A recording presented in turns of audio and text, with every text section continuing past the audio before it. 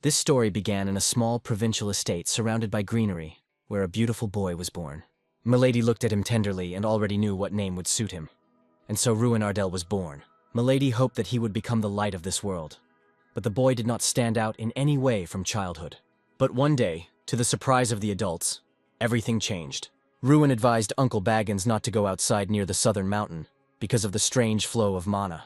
At that time he did not understand anything from these words. But returning home later than usual, he told an unusual story. For the way home, he chose a longer route despite the heavy rain outside. And thanks to the fact that he listened to the advice of the young master, he managed to avoid trouble. Baggins did not cross the street at South Mountain, and now I found out that it was there that the attack of the beastmen took place. And everyone who was there was in great danger. But Baggins was not affected, and the adults wondered if Ruin had the ability to sense the mana floating in the air. From that day on, the boy increasingly showed a talent for magic, and at 6 years old he felt mana, and at 7 he could already manifest it. And when he turned 10, he heard a welcoming speech from a representative of the firstborns, and he was accepted as the best applicant and received the title of genius. This attitude weighed somewhat on him, but he consoled himself with the thought that his name would raise the status of the family.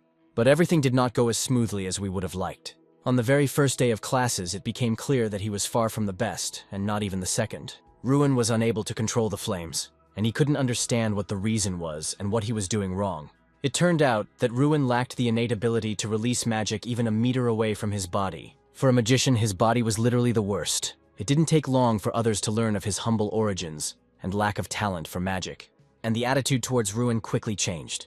They began to belittle him. Some laughed at him and called him disabled, a person who is incapable of using magic, a defective person who is not even able to perform magic at the Magic Academy. Envious people took advantage of his status. For them, it was the highest pleasure they could ever get.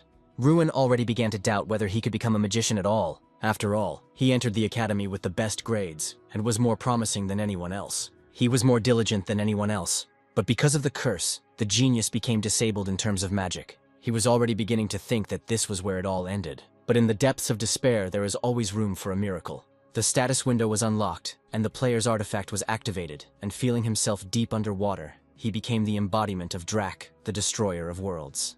Ruin even thought that all this was happening in a dream. A few hours earlier, at the Ignite Academy training grounds, Professor of Combat Magic Heidel was fighting over the Fireball Ruin. All students should have been able to perform the fireball magic with flying colors, and for someone who was unable to use magic, this was an almost impossible task. And he did not give up, trying to do the exercise again and again. And one day he managed to create a ball of incredible size. Rejoicing in his victory, he decided to continue further. But his hands wouldn't obey him again. The professor ordered to release the ball quickly, but he didn't want to move away from the hand. And without performing ordinary magic, it was impossible to pass the final exams. Clenching his fists, he promised the professor to train more. Ruin stood and thought that he needed to load 10 balls into the target, but he could hardly cope with even one. His classmates laughed at him, asking how he could have done anything with such high scores. He understood that they were jealous, because the nobleman had higher points than they did. Only he knew that the curse had been eating him from the inside for 6 years. As I walked, I mentally patted myself on the shoulder, but wondered how much longer I could hold out. Then his classmates approached him and called him a moron. One advised them to pack their things, saying that if they were in his place, they would be ashamed to come. Another said with a smile that even the younger ones call him stupid. The poison flowed without stopping, and Ruin was already tense. One added that if you don't have the skills, at least be rich. But almost no one has heard of his family. The second stated that his father called Ruin's family arrogant idiots. The words cut to the quick, and Ruin flinched. The blow was powerful. The guy flew back like a sack of potatoes. Ruin stepped forward and demanded that he repeat what he had said about his father. He said that one must know one's limits, and who is he to judge his family? Another one immediately rushed to respond, but Ruin didn't wait. He struck with lightning speed. Another one had already risen, charging strong magic, which is generally prohibited in the academy. He attacked, shouting that Ruin was trash with a magic release disorder. Professor Heidel intervened and stopped them all. Everything suddenly went dark. A majestic silhouette appeared in front of Ruin, and notifications about the artifact flashed before his eyes. He opened his eyes and saw Helen. He tried to get up, but she told him to lie down. He said that he was just dizzy, but he could sit up. Lying there, he remembered the figure in the darkness, not understanding where it came from. Helen was glad that things weren't that bad, and he asked if he was okay. She replied that she needed to check more, but he looked too good to have been struck by lightning. She was surprised that there wasn't a scratch on him, but he was sweating. He looked at his hand and wondered why it was intact. The professor entered. and Helen left, telling him not to hide it if it got worse. Heidel asked how he felt. He looked gloomy and said that the incident had prompted a council meeting. A student who uses magic will be expelled, and that's not all. He added that the bullying of Ruin also had an effect, and Ruin, with a downcast face, admitted that he had also hit him. Heidel said that he would also be punished, a month of volunteer work. Smiling slightly, he said he wanted to ask something. He asked if he had an artifact, to which they both thought that then everything would be different. Ruin raised his head and asked where he got that from. The professor said that when the magic hit him, he was enveloped in a red light like a shield. Ruin didn't understand anything, as if he was watching someone else's dream. He thought it was related to the figure from the dream. He said confidently that he had no artifacts, and Heidel looked disappointed. He turned around and ordered them to rest, but Ruin was still racking his brains. He wondered what the professor was thinking about now. I started to wonder what it was all about. The words of that silhouette sounded in my head. He went through them again and again, but could not remember the main thing. Suddenly he thought about the status window and a notification immediately popped up. He screamed and Helen ran up. She didn't understand what was happening, because she couldn't see anything. Ruin realized that only he could see this window. The guy sits up in bed and tells the girl that it was all a dream. The nurse replies that his tests are normal and the guy can return to the dorm. The magician remembers the windows with the text that he has now become the incarnation of Drac. In front of him he sees another strange window with a task. It talks about training kicks and punches, everything related to physical strength. He doesn't understand how this can help him, but decides to try it first. He takes a couple of shots in the air and notices the number of shots completed on the scoreboard rise. After the third hit, the number didn't change, and he began to think that the poor hit didn't count. Then the guy decides to get down to training properly, and after a while, late at night, he finishes it. The system notifies about the reward for the task. The guy feels something unusual in his body. He guesses that this is a winning skill of physical strength and understands that he has truly become more powerful in his body. He decides to test it out and smashes something to pieces. The guy excitedly feels how everything around him began to be perceived differently. His basic magical power has also increased, and the guy is already hungry for a second reward. The system then tells him that his mana circles will be replaced by power circles. He understands that now, instead of mana, he will be fueled by physical strength. All magicians have strengthening circles around their hearts. The guy has 4 mana circles. He looks inside himself and realizes that instead of those circles, a different force now circulates around his heart. The guy doesn't understand what this means and what will happen to him now. He even suggests that he will have to forget about life as a magician. However, he pulls himself together in time and decides to test the new energy in action. The magician summons a fireball and it instantly envelops him. Seeing the power and size of the ball, the guy understands the true power of the artifact. The guy talks about how magic is usually released within 10 seconds, but it turned out that it is possible to do this much faster through internal strength. He gets a message about how he will now replenish his energy and thinks about Draca. How did this Draca come to the method of fighting by filling his fists and feet with magic? The guy gets a new task to hit the target using a power circle. He thinks that if he can do this, he will become a magician. This encourages you to attack with a fireball. Having completed the task, he lies down on the ground in a relaxed manner. He thinks about how things didn't always work out before, but now he achieved victory in one go. The guy is interested in who Draca is and how he came up with such a method. Soon he falls asleep right on the training ground, and voices are heard around him. The guy wakes up from the noise and the people around him are outraged that he, Ruin, scared them so much. The guy gets up, yawns and grins as if they had never seen someone sleeping on the street. The others confirm, doubting whether Ruin had been drinking the night before. The guy replies that he is simply so tired and leaves. The boys look at each other, thinking that their friend has changed. Here they notice that there is almost nothing left of the training dummy. In his dorm room, Jason Damon sees him and is surprised that Ruin has just returned. The guy replies that it is no one's business, and notes that Rich Damon is not hostile this time. Jason slyly suggests that Ruin was with the girl all night. He tries to find out where Ruin was, but is mocked in return. Soon the guy is relaxing in a hot bath. He remembers the new tasks and sees that the number of trainings has increased, but the reward has not changed. As expected, things will get more difficult from here. After a month of training and completing tasks, Ruin is convinced of his theory. If the task is not completed within a day, the progress is reset. That's why Ruin didn't miss a single day. It's good that the number of approaches does not exceed 3,000, otherwise he would simply die. For a month he trained every day. He even gains a new body skill, but continues to sleep in class to the surprise of his students. They also notice that Ruin never leaves the training grounds and practices kicks there. The others wave their hands at him, believing that he is trying to compensate for his frustration with empty waving. And Ruin, in the last month, not only trained but also looked for information about Draca. However, I could not find a single magician with this name in history. I also didn't find anything about the system, tasks, players, etc. He constantly looks into the system and wonders who gave him this power. Ruin hears his name being called to tell him gossip. The guy doesn't understand what his friend is talking about, but he looks worried. Then he says that the head of the Ardell family came to the academy. In short, Ruin's father arrived. The boy rushes into the corridors, finds his father, and rushes towards him. Later at lunch, the boy asks what his father has been doing for the past 6 years after sending his son to the academy.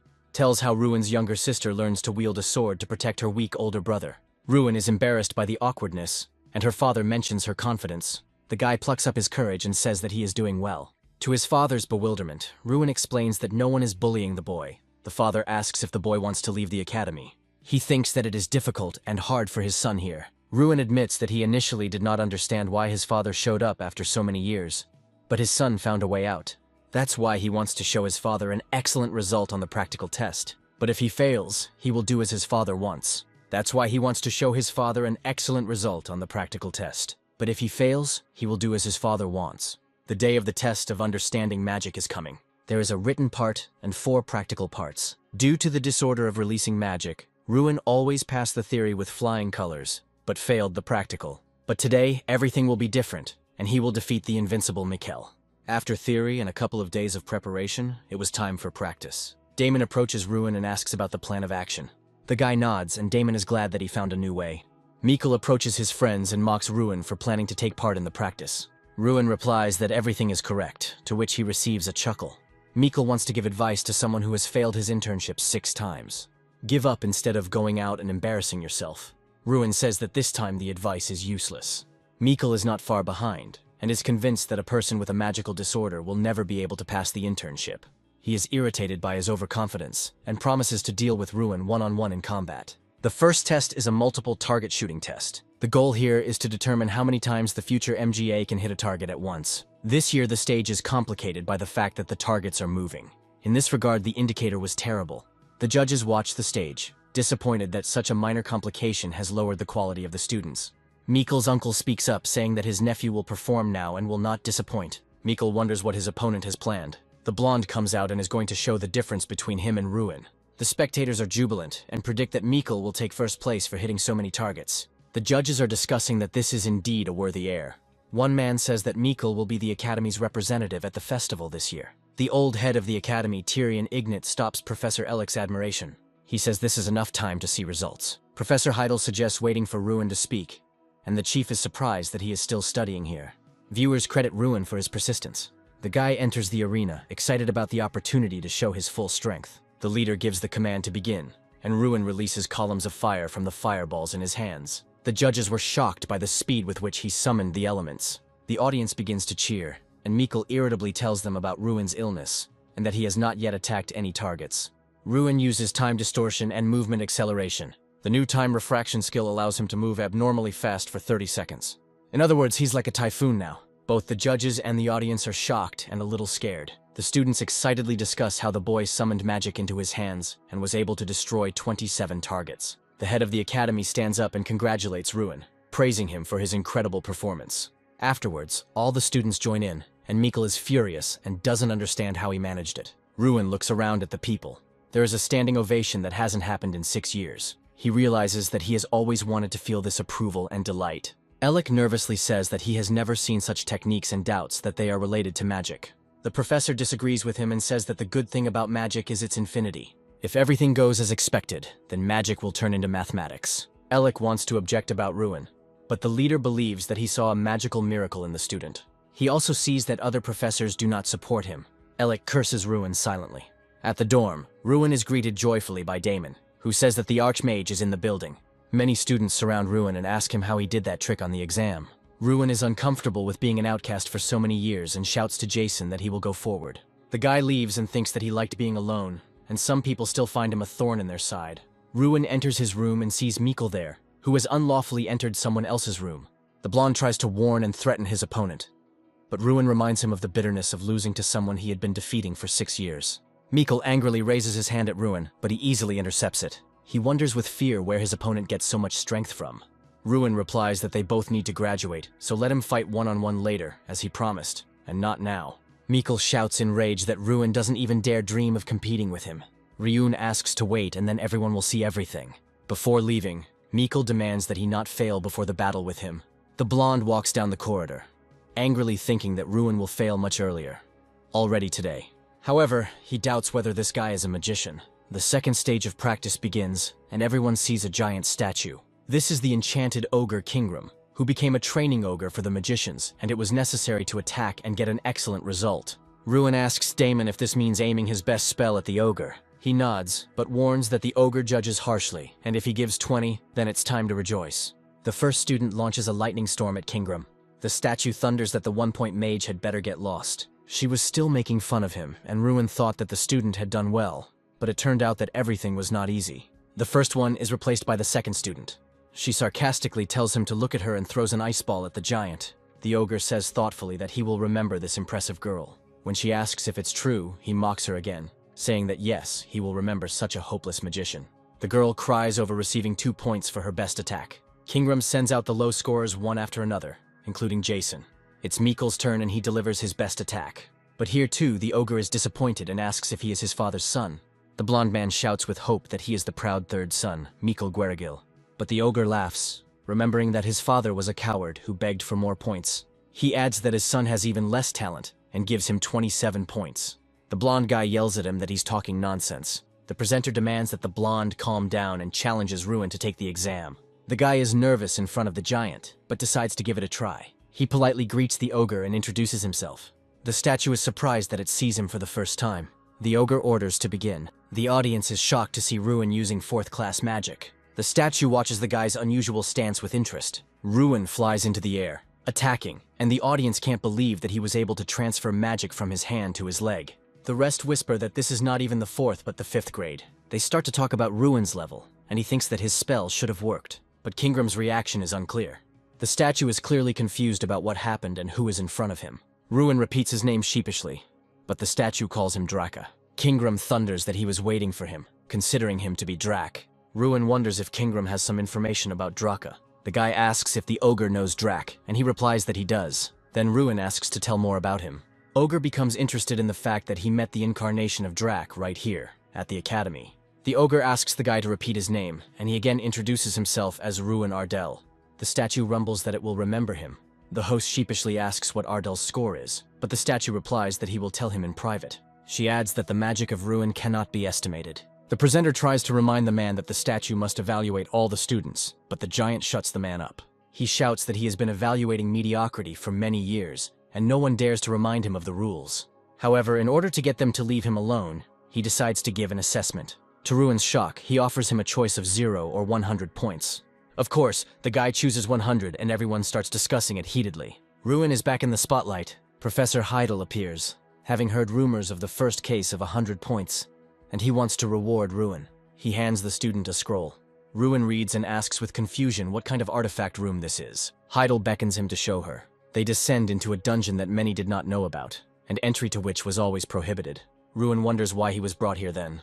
They approach the entrance to the artifact room. The professor says that he can't go any further. Ruin must go on alone, and Heidel promises to wait outside. Unaware, Ruin goes inside to see his reward. He goes into some kind of storage room with glass display cases. There are a lot of legendary items here, most likely from the warehouse of Archmage Freud Ignite. Suddenly a voice booms from behind, making Ruin look lost. Kingram appears in front of him, hinting that the guy does not realize his worth. With all this, it turns out that the ogre is no longer a stone statue, but alive. Kingram reveals that this is the only place where he can be in his true form. Ruin asks what they meant when they spoke of his value. Kingram responds that Ruin does not understand his own value, despite using the same artifact as the player. Ruin is shocked that Kingram knows about the player. When asked where Ruin got the artifact from, he replies that he himself asks himself this question, and asks who Draka is. Kingram replies that Draka is a being who wanted to become a god.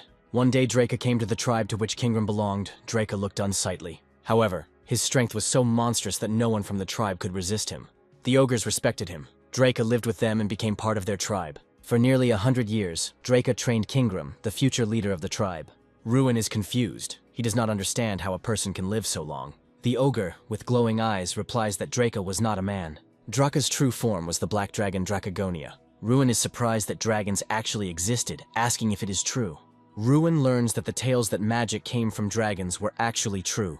Kingram says that Draka himself could not use magic, so he created his own way of fighting using his limbs, just like Ruin. Ruin realizes that Draka was probably treated the same way as he was. Kingram says that the ability that Draka created was demonstrated to him by Ruin. With the help of this magic, Draka became the most powerful being in the world. However, this power was not enough for him. Ruin learns that Draka destroyed the entire world because of his power. Ruin gets an achievement for learning Draka's story and for befriending the ogre. He gets another achievement that allows him to borrow the power of an ogre. Suddenly, he finds a ball of power embodiment in his hand. The ogre says that the ball is a reward for completing the task. Ruin lets the ogre look at the orb, to which Kingram says that the orb is called Stran. Kingram says that the ball is not actually an object, but an embodiment. This orb, according to the ogre, was the property of Draka, but now it must be sealed. He is the embodiment of power, and although he is called a spirit, he is distinguished from other spirits by his bad character. Ruin asks if an incarnation will be born from this stone. The ogre confirms his words and says that the spirit will soon awaken. The ball breaks and a small bear appears from it. The creature is unhappy with Ruin calling it a bear and recovers after waking up. The spirit rubs his eyes and mumbles resentfully that he is not a bear. In response to Ruin's surprise that the bear can talk, the bear begins to scold him and ask him not to call him that. Ruin still doesn't understand how the bear can talk to him. The spirit continues to claim that he is not a bear, and Ruin asks who he is. The being replies that it is an embodiment, not bound to form. The incarnation attempts to demonstrate its powers by standing on Ruin's hands. The bear realizes that all his abilities have disappeared. Mishka claims that his lack of abilities is due to his empty stomach and requires food. Ruin says that he has no food with him. The bear begins to resent the weakness of his new master. Ruin is surprised that the bear called him master, but the spirit peacefully lies down to sleep in his arms. Kingram smirks and says that the spirit's character was exactly the same thousands of years ago. Ogre remembers the good old days as he looks at Ruin and Stran. Ruin and the bear remind Kingram of the Brawl country the first time he encountered them.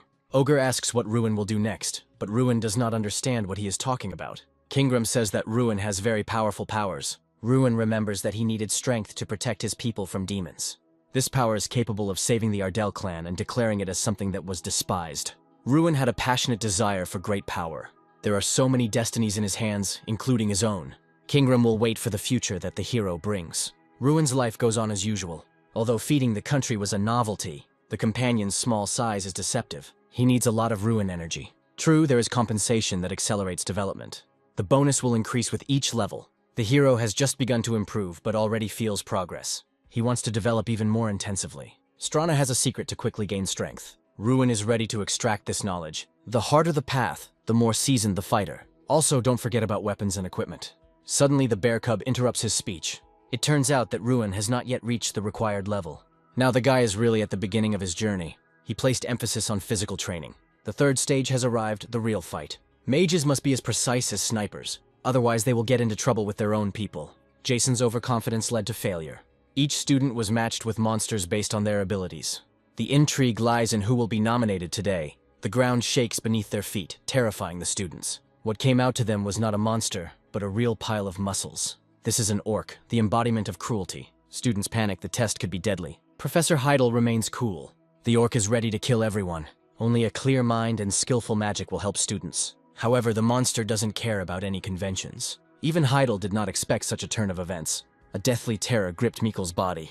Another moment, and the death of the ward would have been inevitable. Mikkel hasn't yet fully grasped what real combat is. Another failure for Garrick.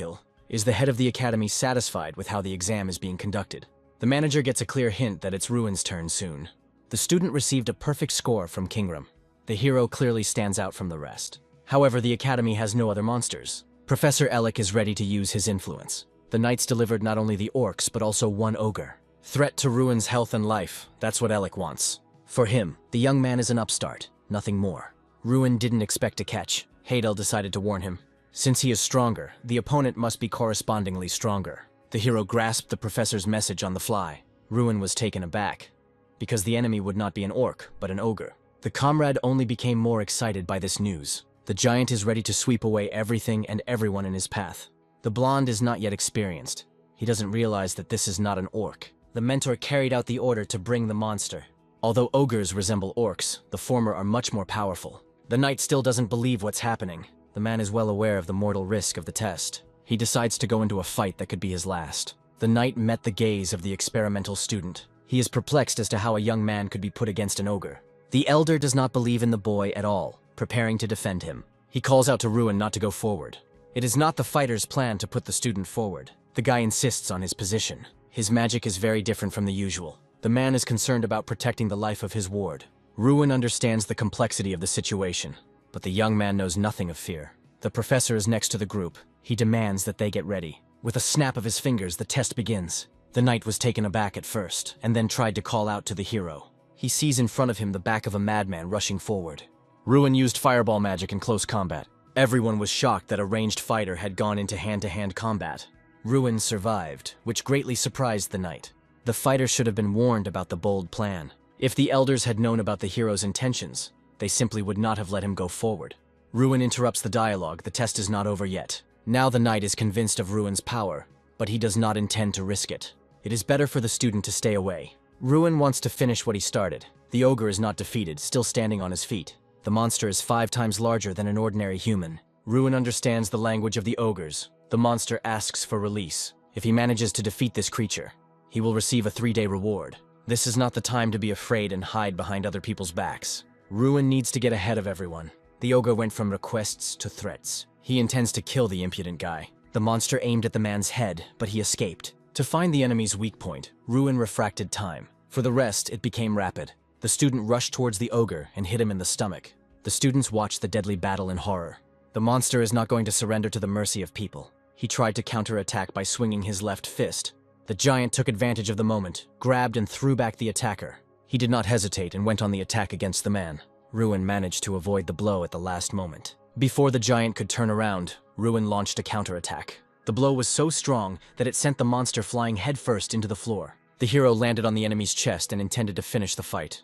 The ogre is amazed by the man's strength. Suddenly he realized that his opponent understood his speech. However, it's too late. Ruin uses the Ogre Fury skill. The partner liked the battle and the hero's abilities. Students are shocked by their classmates' victory without any outside help. There is no limit to their jubilation. The knight is interested in who taught Ruin to fight. He doesn't believe in the guy's independence. Ruin asked the professor to announce the results.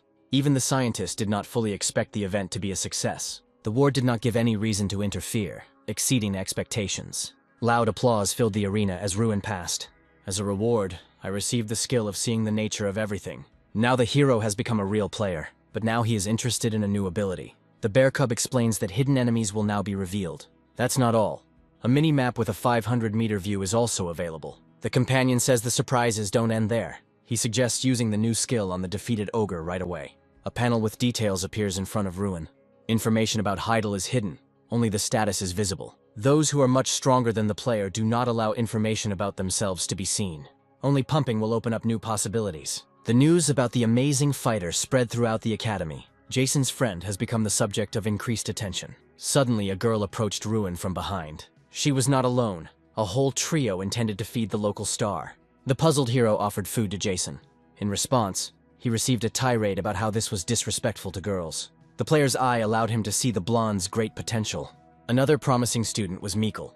The hero decided to motivate his comrade to be more diligent. The classmate did not expect such care. It's not worth spending so much time on regular games yet. Jason has one question bothering him. Is it true that this is the same Ruin in front of him, whom he has known for 6 years? Sometimes it is difficult for the hero himself to believe it. There are more and more rumors that the youngster will displace Mikkel. Ruin abruptly interrupted the conversation and suggested going inside. The comrade latched onto this topic, trying to extract details. There is a great festival coming up this year. Once every 8 years, an Olympiad is held among the best academies. The prizes include huge amounts of money and special privileges. 31 participants represent each establishment. Only one is selected for individual competitions.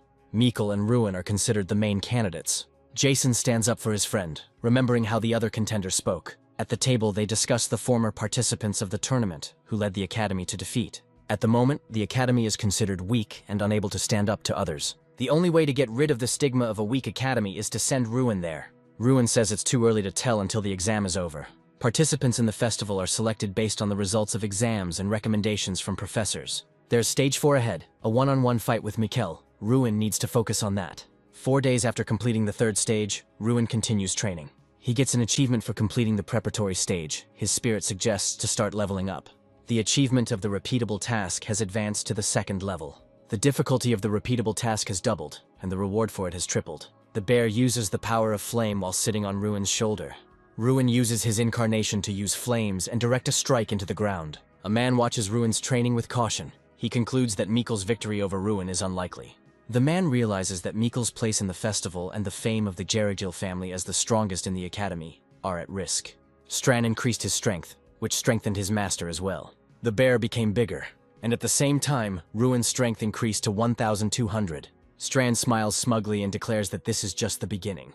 Ruin, standing on the training field, receives a repeating task to improve his physical strength. He had already seen all the tasks from this mission, everything except the training in real combat. Strand asks if Ruin remembers that when they first met, he pointed out that he could take any form. It turns out that Mishka can now change his shape, but with limitations for now. The spirit says that upon reaching the 5th rank, it will be able to transform into a human. Mishka wants to show what he can turn into right now. The bear begins to transform into one of its forms. After the transformation, Strange turns into a scarecrow. Ruin is confused, and the bear is unhappy with his reaction to his transformation. Strand warns Ruin not to look down on him, as this is how he started training with Drac. It turns out that Strand played the role of a dummy or assistant in completing tasks. Training in real combat involves training on a scarecrow.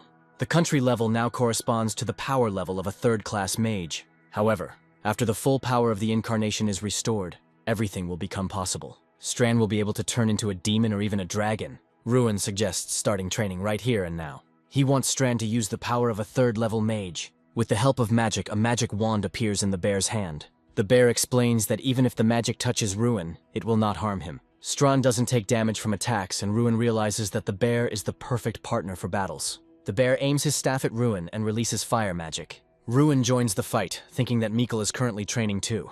Mikkel complains about his main opponent to his uncle. The man is angry at his nephew's weakness and disappointed in him. Mikkel blames his uncle for Ruin getting high marks on the exam. Mikkel believes that his uncle is to blame for Ryun getting the best result on the exam because he fought against the ogre. If the family finds out that Ruin got high marks on the exam thanks to Mikkel's uncle, everyone will be very disappointed. The man is furious that his nephew decided to blackmail him. Mikkel suggests to his uncle that they join forces and try to fix the situation. The man interrupts his nephew, saying that he has an idea on how to prevent Ruin from getting to the festival. The man hands Mikkel a small bottle, and Mikkel looks in amazement at the flower inside. The Flower of Awakening turns out to be a rare medicinal plant, on the basis of which elixirs are created. The solution will speed up the invocation of spells, but will not allow you to distinguish between your own and others.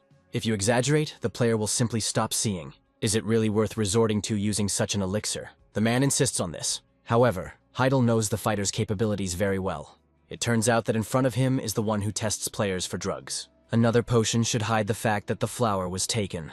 The Geragil family is willing to do anything to remain among the elite. Mikkel is worried. He's afraid of being expelled from the family. The final day of one-on-one fighting has arrived. The stands are filled with people, all eager to see a spectacular battle. For the final battle has come, Ruin against Mikkel.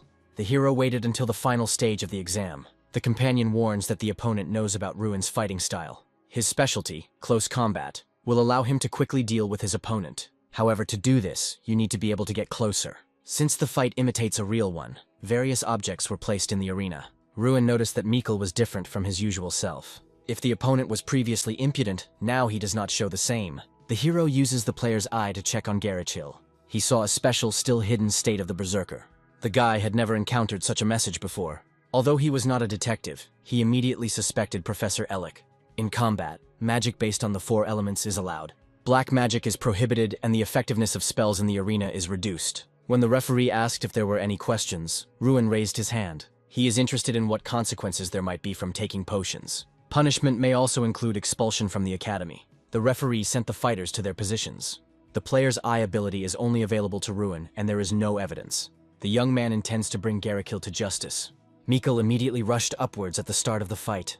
Ruin's legs were entwined with green stems. The audience gasped as the boy quickly freed himself from his bonds. Arena only affects mana, and hero power is not affected. Geragil is furious and has no choice but to do anything. The acceleration allowed to avoid the fire breath. But the attack is too powerful, you need cover. The potion reduces the summoning time and increases mana collection.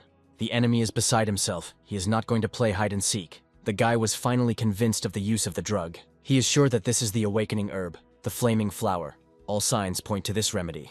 All that remains is to confirm the reduction in pain threshold. Ruin decided to reveal Mikkel's trump card. He directly told Garikil about the flaming flower. However, it doesn't matter. The potion won't help the opponent. The hero used time refraction before striking back. Mikkel is desperate. The competitor has become too fast. A huge wall of ice appeared in front of him. The examiners are surprised by Ruin's speed. The fight is not over. Now it's Mikkel's turn. The guy responds to the fire lizard with an earthquake. Fire proved powerless against earth magic. The students were amazed. Before Garikil had time to understand what had happened, the hero was already standing in front of him. Confident of his victory, Ruin prepared to perform the final flick. A click, and a huge impulse was released from the fingers. Mikkel had completely lost himself. His voice no longer sounded human. While he was saying that he shouldn't be arrogant with him, his opponent hit him. Garikil remains conscious, and Ruin's blows are weak to him. The tree that was shackling him wrapped around Mikkel's body. The hero announces that the opponent has used a prohibited drug. If this is a lie, the young man faces disqualification. But he is unwavering, because there are means to hide the main potion. The inspector may also turn a blind eye to the violation. Ruin began to explain that someone could get hold of a rare plant. This same person is responsible for testing players. Professor Ellick is Mikkel's uncle. The teacher is not going to ignore these statements. He is furious that his honor could be questioned. Ruin does not go back on his words. He can prove their truth. Ellick suggested re-examining. However, the student realizes that a concealing solution has been used. Ruin has a solution to prove his case to others. He destroys a huge tree trunk. The student flicked Mikkel with the same force. Garikil could not remain conscious after something like that. The opponent continues to laugh madly despite his injuries. According to the hero, there is no point in denying the obvious. The head of the academy shouted out the professor's name in a loud voice. He is angry that a teacher could encroach on sacred rules. The fourth stage generated a lot of conversation among the students. Ruin was given a new nickname, the one who drives out magicians. The event was so outrageous that the hero himself was summoned to the head. When the hero passed the gate, a green lawn with a chair in the middle of it appeared before him. At first, it seemed to him that this was Ardal's territory, but there are differences. Suddenly, a head appeared to his right. The environment is generated by Malarok's eye. This name belonged to the leader of the demons who attacked Frelia. The eye shows what a person strongly desires.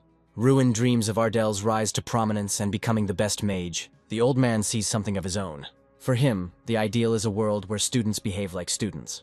The head understands that such order is difficult to achieve. Ruin came out, and the students were already waiting for him, celebrating his victory. The hero became the first among the academy's graduates. The chief invited the guy to his place again. The elder has a question. Ruin agreed to answer. How was the ward able to recognize the use of the flaming flower? Characteristic symptoms helped to establish the nature of the potion. The leader felt that Ruin fully understood what was happening to Mikkel. The hero fainted, concealing the true nature of his knowledge. Garikil was so injured that he could remain conscious. The chief is pleased with the young man's insight and endurance. The manager feels sorry about what happened, so he will take care of the guy. That's not all. The old man has something in mind. The offer to participate in the great festival stunned Ruin. The dream comes true, to be a representative of the academy. But the hero does not feel ready for the event. He was struck down by a mana release disorder. The interlocutor does not consider this a problem. He encourages the student. The sage is confident that even a gifted young man can win. These words touched Ruin deeply. The belief is not unfounded, because no one knows about him. Now the hero is inspired. He really is a dark horse. Ruin has transformed from an insecure youth into a determined man. Now no one can stop him. The head has already taken care of preparations for the competition. Ruin had already seen this teacher. The guy is confused, because in front of him is Gottler Perante, a true leader, one of the 5 high-ranking knights. He was the one who was with Ruin during the exam against the ogre. The hero did not expect to find himself under the tutelage of such a mentor. The knight knows about the young man's peculiarity. He was impressed by the attacks and the conduct of the battle. However, after the compliments, it was time to mention the shortcomings. Prepared opponents will read the maneuvers. Ruin has no martial arts skills, but the mentor is confident that the classes will greatly advance the student. He has no intention of delaying. Knightly skill begins with the feet. They are the ones that give strength to the sword and mobility to the body. Most often, the center studies celestial martial arts. It's not just about wielding a sword, but also using techniques. There are 36 of them. Ruin doubted that the knight was worth wasting his time on him. However, efforts do not always imply direct benefits. The need to raise a successor comes with time. Education can be considered an investment in the future. The conversation dispelled all the hero's doubts. Gottler is still young and feels awkward about being addressed formally. Ruin is really talented. He broke the ogre's jaw. The knight sees great potential in him. 3 weeks were not in vain. The student managed to quickly master the celestial art. He feels every part of his body become stronger. The companion is puzzled by such rapid growth. Ruin calls out to Jason. The blonde was out of breath. He brought news. At the entrance to the academy, something funny happened that shocked Ruin. As a winner, he performed on stage at the entrance ceremony. Envy made people cast distrustful glances in his direction. Ruin lived up to their secret hopes. He watched from afar as all the glory went to someone else. Ruin and his friend run to see the results. The joyful crowd cheered him. They began to surround and congratulate the new representative. Ruin reaped the rewards of his hard work. The teacher admired his abilities. At times he was frightened by Ruin's genius. After hard preparation, they went to the transit point to go to the festival. Everyone was waiting for the incredible Mana train. There are over 100 transit routes in the Imperial Federation of Rheinach. An insolent voice ordered all conversations to cease. Shut up and don't embarrass yourself, country bumpkin. Henkies already took part in the festival last year. The conflict was rapidly gaining momentum. Most of the participants did not support Ruin's candidacy. The crowd did not recognize him as their representative. He got into a bad situation. Mikkel would be flattered. The owner's pets are loyal to him even when he is not around. Henkes was furious at these words. Ruin answered in a calm voice, "This festival will help you conquer heights." Henkes did not believe in winning the festival. Ruin firmly replied that it was possible. Teamwork plays an important role at the festival. Are you going to compete without us? Who is your representative? Henkes was shaking all over with anger. I won't listen to a single command from you if you sell on the first individual battle. The train was rushing at breakneck speed. He said that this did not happen in his time. Someone's voice was heard from behind. At first glance, menacing and large people entered the carriage. The students of the Oyota National Magic Institute were truly strong opponents. Ruin wondered what they were doing here. Once they entered the carriage, they openly began to insult the Ruin team. A wild laugh burst out of him. This year you will again come in last place. Ruin remained calm even in such a tense situation. He had no idea that his team could be so openly oppressed. The teacher didn't even stand up for the students. All responsibility for the team was on Ruin's shoulders. Henkes, where is your representative? Unexpectedly, Ruin stood up for his team. His confident voice shocked the bullies. This is our current representative. Oyota's student saw Ruin for the first time. He introduced himself as Seta Malkiri. Ruin rudely asked him to leave their carriage. He also suggested that Seth politely apologize for the insults. Seta was overcome with intense anger. He asked Ruin sarcastically about his request. Seth called out to Henkes, asking why he had not told him who he was. He threatened Henkes that he would not make such mistakes again. Ruin realized what the problem was. Oyota keeps all the students in fear. He realized that their plan was to crush the morale of their opponents. Ruin suggested that they sort everything out right now. Seta fell for the provocation, but the professor stopped him. Professor Oyota reprimanded him. He apologized for the rudeness of his students. The professor angrily threw Seta out of the carriage. Seta promised to deal with Ruin again. Seta was very perplexed. The professor asked if he had noticed anything. The professor of the Ignite Academy smiled as he watched what was happening. They didn't know if it was certainty, but everyone suddenly realized that Ruin should not be underestimated. The atmosphere in the carriage suddenly changed. Suddenly, all the students began to bombard Ruin with questions. They gained confidence and wanted to defeat Oyota's students. Ruin was glad to see that they had united and that they had a fighting spirit. The students thought that he acted without thinking.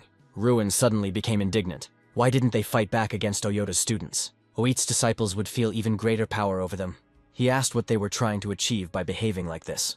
Do students really want to put up with this kind of disrespect all the time? Then Ruin became even more outraged by their inaction. He asked what they were going to do in this situation. Mikkel's supporters decided to side with Ruin. Ruin sighed with a smile as he watched this scene. They soon arrived at the Duchy of Altain. Only on this land was neutral status established. For bloodshed in this territory, violators will be brought to justice. This is why international competitions are held in Altain. The square was very busy. The boys were impressed by such wealth. The royal capital lived up to their expectations. The residents strolled carefree. The air was filled with ancient nobility. Ruin realized that they had come from an insignificant place. The students are heading to their temporary accommodation. The professor hopes that the students will not create problems with other institutions, because this won't end well. Strand noticed something. There was a strange smell coming from it. The dragon is in the dungeon. The guy leaves the bar. His companion bear shows him the way. The main character comes to the workshop of touching memories. Ruin sees the master with his own eyes. The young man imagined that he would end up in the black market. Ruin thinks about the relic of the fight. Something in the seller's hand is glowing. The guy sees an artifact. Ruin learns that the ring has failed. The protagonist learns that it is not only about attacks. He needs the artifact, but it might go off at the wrong moment. Ruin puts on the ring. The artifact fits the guy perfectly. Ruin learns the price of the artifact. The seller gives him the artifact for free. The young man wants something else. The guy saw several artifacts. Ruin saw an artifact standing high up. The girl does not allow the main character to take the artifact. The guy saw a 5th-class magician. Dirty rabbit. Ruin heard that she was a genius. She stutters. He demands that she give him the book. The guy found out about the girl. Ruin asks her to give in to him. The main character wants to know why she needs this book. This is a book for her individual study. He doesn't think it's for an educational institution. Ruin gives her the book. He wants to buy something. They ask him questions about Irene Prius. The boy with yellow hair wants to touch her hand at least once. Ruin tells them that he sat next to her and how pathetic they are. They were surprised that he was sitting next to her. The protagonist says that she loses to Doom Prime, and his friends think that this is nonsense. He says this is not some kind of nonsense, and he is also the owner of a shining sword. Now Ruin understood why Irene needed that book. He thinks that the magic sword does not give a significant increase in magic. They talk about a magical sword in the domain of Doom Prime. The guy with yellow hair talks about his artifacts and skills. Ruin didn't think such people even existed. Irene Prius has mastered 5th grade magic at age 16, and she loses to Doom. He wonders if he will defeat them. Nobody considers him a threat. He is more than worthy of being a candidate for victory. They are told that the first team must assemble outside. They are going to the great festival. The opposing team is surprised that their opponent will be the weakest team. They stand there with a grin on their faces, thinking that they are in for an easy fight. Ruin looks at his opponents while his team members stand still with fear on their faces. He notices the anxiety of his comrades. The enemy team taunts the Ruin team. The taunts continue as Ruin stands with his back to them. Ruin, with a smile on his face, decides to take advantage of the opportunity. Ruin, full of determination, stood in a proud pose. Ruin, with a satisfied smile, begins a conversation with his opponents, while they stand with disgusted faces. Ruin introduces himself by shouting his name. The opposing team member looks at him with a raised eyebrow. Ruin, with a confident face, asks not to call them the Academy anymore. He says he's tired of being in last place. Team Ruin was already standing more confidently in front of the irritated enemy. The enemy shouts indignantly at Ruin. The shouting stopped, but the enemy representative was skeptical of Ruin's words. Ruin looks at his irritated opponent without fear. The enemy discusses Ruin. They are surprised by the changes in Ruin's results. The representative thoughtfully asked his comrade again. He remembers an old conversation about the Ruin. He exhaled calmly, reminding himself who his opponent was. Then he stood up, stretching his arms. With a wicked grin on his face, he said that he would teach the lesson in the traditional way. Team Ruin discusses the competition at the table. The golem chases people while they throw themselves at it. Ruin is surprised by his comrade's question. He calmly encourages his comrades. Ruin calls on them to act together. The faces of the comrades look rather uncertain. Ruin explains what the first and second groups are doing. Ruin explained what the third and fourth groups should do. The comrades doubt Ruin's plan and fear their enemy. Ruin seriously asked his comrades what they thought about his words that he said yesterday. Ruin puts the papers on the table with a slap. He tries to encourage them, but not everyone is completely convinced yet. He succeeds at it, and his comrades trust him. Ruin is pleased with the result and watches with a smile on his face as his comrades fill with fighting spirit. Ruin divides people into groups, and almost everyone has a confident smile on their face. Everyone stands and listens to Ruin. Ruin looks at his comrades with a player's eye. The team has smiles on their faces, but some are still worried. The team members began to look more confident. Ruin stands with a calm look, satisfied with the result. The team members are talking happily. A beaten crew member came in and everyone became worried. Covered in bruises, he barely managed to utter the name Ruin. Ruin immediately rushed to him, asking about what had happened. Ruin listened to him with growing anger. Ruin suddenly enters the room where the enemy team was sitting. They sat in the room, thinking that they would go unpunished. He confidently challenged Seth Malkiri for a few words. He looked at him as if he wanted to tear him apart right there. With one movement of his hand, he found himself on the floor. His blows were useless. Ruin dodged them with ease. "It will be bad if you don't leave us alone," Ruin said. Lying on the floor, he groaned in pain. "Do you want to make a bet?" Ruin asked. No one in the dormitory could believe what had happened. It was better than any motivation. It was necessary to get to the stadium. The festival was a place where legends were forged. By occupying good places, they wrote their name into the history of the continent. Ruin was determined to win. The opening ceremony was completed. Rage filled him. His attention was focused on another participant. That man was Doom Prime. He was the strongest at this festival. He watched him carefully. They could meet in competitions if they win. That same Irene Prius walked past him. "You created a real mess yesterday," the girl said. He was slightly shocked by what was happening. Many already knew about Ruin's visit. "I just wanted to chat with them," Ruin said. She advised him not to stand out from the crowd. She was taken aback by this bold voice. After saying goodbye, he ran to his team. At that moment, the first competitors were announced. The team was charged with success. They walked into the arena with confident steps. There was confusion in the stands. This has never happened before.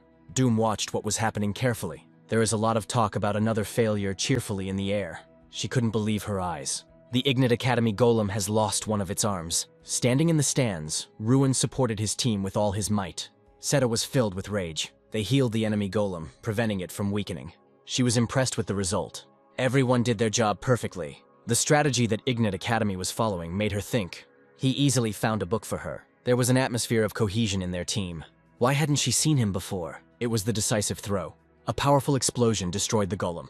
Cold sweat broke out on his face. People are rejoicing, some are hugging, some are clapping their hands. Everyone is celebrating the victory. The first competition of the Grand Festival, the Mana Grenade throwing, was supposed to end with the Oyota Institute winning.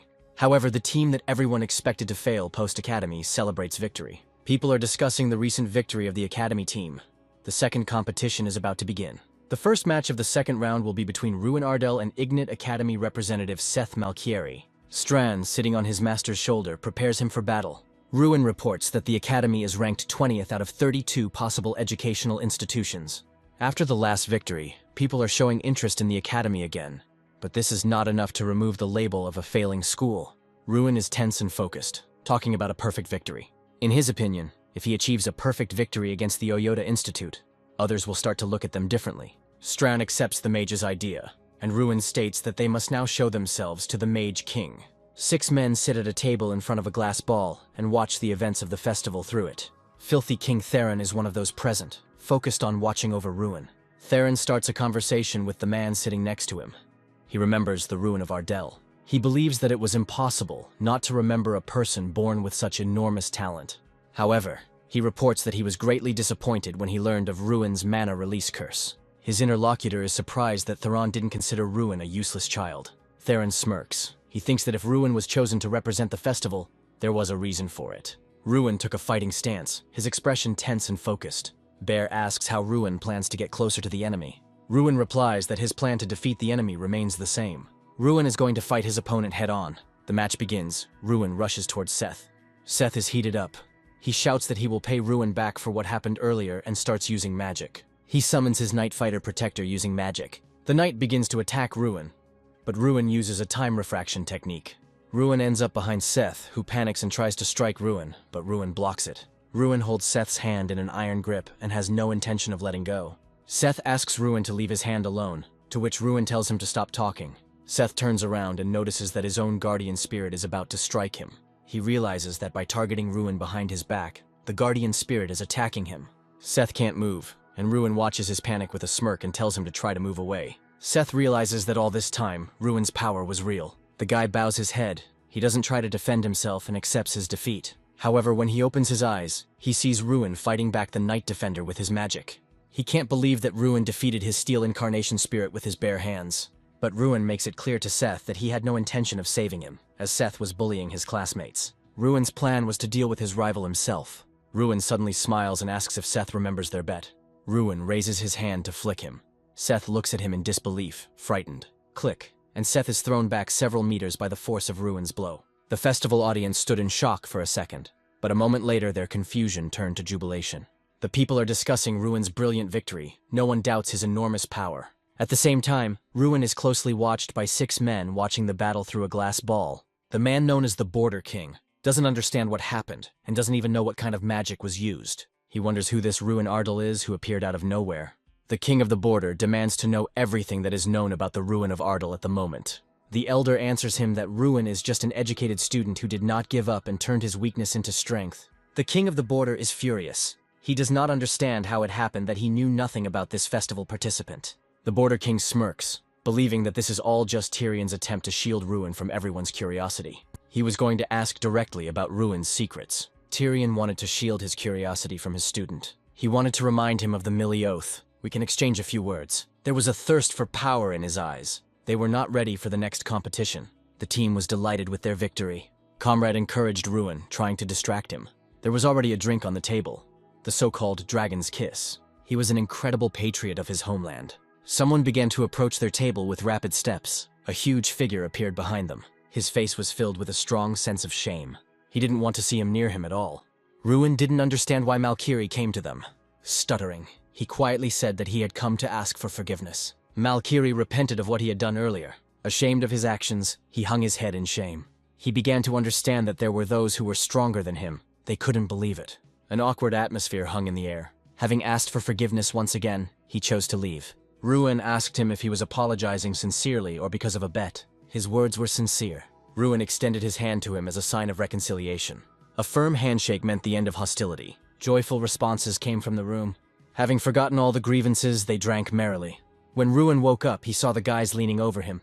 Gradually, he began to come to his senses. The guys wanted to tell what happened last night. When he got drunk, he couldn't control himself. The boys were clutching their stomachs with laughter. Ruin was offended by his comrades because they laughed at him. In the future, you should stay away from drinking. Unexpectedly, he met Malkiri. Overnight, they became real friends. Because of everything that happened that night, Ruin was terribly embarrassed. Suddenly, the professor stopped him. You are always haunted by the problems of the ruins. Someone wanted to see him. He didn't understand who could need him. After these words, his face became worried. It was the treacherous King Theron. He is full of secrets. Be careful. People like him are dangerous. The exact time of the meeting will be known after the competition. The King of Magicians who watches over us. One more victory was needed. What does this plan mean? His plan was truly incredible. Instead of a ball, there was an arrow. 9 participants were divided into groups. The game required a clear strategy. You need to know when and where to cast spells. There are also many aspects to consider. From the very first moments of the game, Ruin rushed forward. They desperately used defensive spells. He overcame all obstacles without difficulty. Malkiri happily supported his new friend. He must have gone completely crazy after yesterday's defeat. With one menacing look, he silenced them. He tucked his tail between his legs and wanted to say something. Ruin, the next generation mage, full of determination, Ruin stood enveloped in flames. They were all too strong. Ruin was stronger than everyone present. He was strong not only as a fighter. Ruin was a true leader. They were next. It was time to discuss strategy. They did everything they could to stop him. He ran straight towards them. By creating an ice wall, he wanted to end their defense. A rain of ice shards rained down on them. They began to flee. The arrow ball was in his strong hands. They should have stopped him. But there was nothing they could do. All attention was focused only on him. Taking advantage of the moment, they boldly scored an arrow-shaped ball into the enemy goal. The entire enemy line immediately collapsed. They admitted their defeat. They won a stunning victory. The team was delighted with another victory. The opposing team lost heart. At this rate, they could become the winners of the festival. The professor entered the room. The meeting time was set. The head of the academy met him at the entrance. Together with the leader, Ruin entered the room. The king sat in front of them. They were struck by his mana. Ruin knew who he was dealing with. He stood on the border between demigod and man. Having started the meal, Theron began a conversation. He had once had the chance to observe him. 5 years ago, he chose 11 children. Ruin was among the candidates at the time. From empty chatter, they got down to business. He wanted to know what was happening to him all this time. Ruin thought about the answer. He wants to know that he was not mistaken about it. Ruin could only say one thing. It's all about effort, Ruin said. This is why the head of the academy liked him. Recently, Ruin has been studying the art of the body. Theron couldn't believe it. He thought it was all about the secret artifact. The chief was forced to interrupt him. There were still many competitions ahead. Let's see if your efforts help. Watch, Ruin said mockingly. After these words, he stood up. He wanted to know how much he differs from others. Theron was stunned by such a bold answer. You thought I would swallow him alive. The next day, they chatted pleasantly over a cup of tea. Were you able to satisfy him, the head asked. Ruin's answer was unsatisfactory to Theron. After yesterday's dinner, he called Ruin an impudent scoundrel. He was not afraid of him at all. An interesting young man, Theron said. He wanted those he raised to be at least a little interesting. The crowd chanted the name of the competitor entering the arena. What senseless support, he thought. This news shocked him. He could not answer that someone besides him was in the tower. Rage filled him. He televised some of the matches he participated in. He didn't see him as a rival. Filled with anger, he walked sullenly down the corridor. Out of anger, he hit the wall and stopped. He had one goal: to remove Ruin from his path. What were you talking about with the dirty king? Doom shouted angrily. He had been waiting for Ruin all this time. The conflict was gaining momentum. Ruin answered him calmly. Doom drew his sword, preparing to end Ruin. Ruin was ready to take the blow. He challenged outside the tournament. The Doom was ready to resolve this issue here and now. A little more and the fight is inevitable. He's definitely strong, Doom thought to himself. Nerves were strained to the limit. Suddenly, Doom's naked sword flashed. Someone's female voice forced him to stop this nonsense. A female figure appeared. It was Irene Prius. All 3 of them were here for a reason.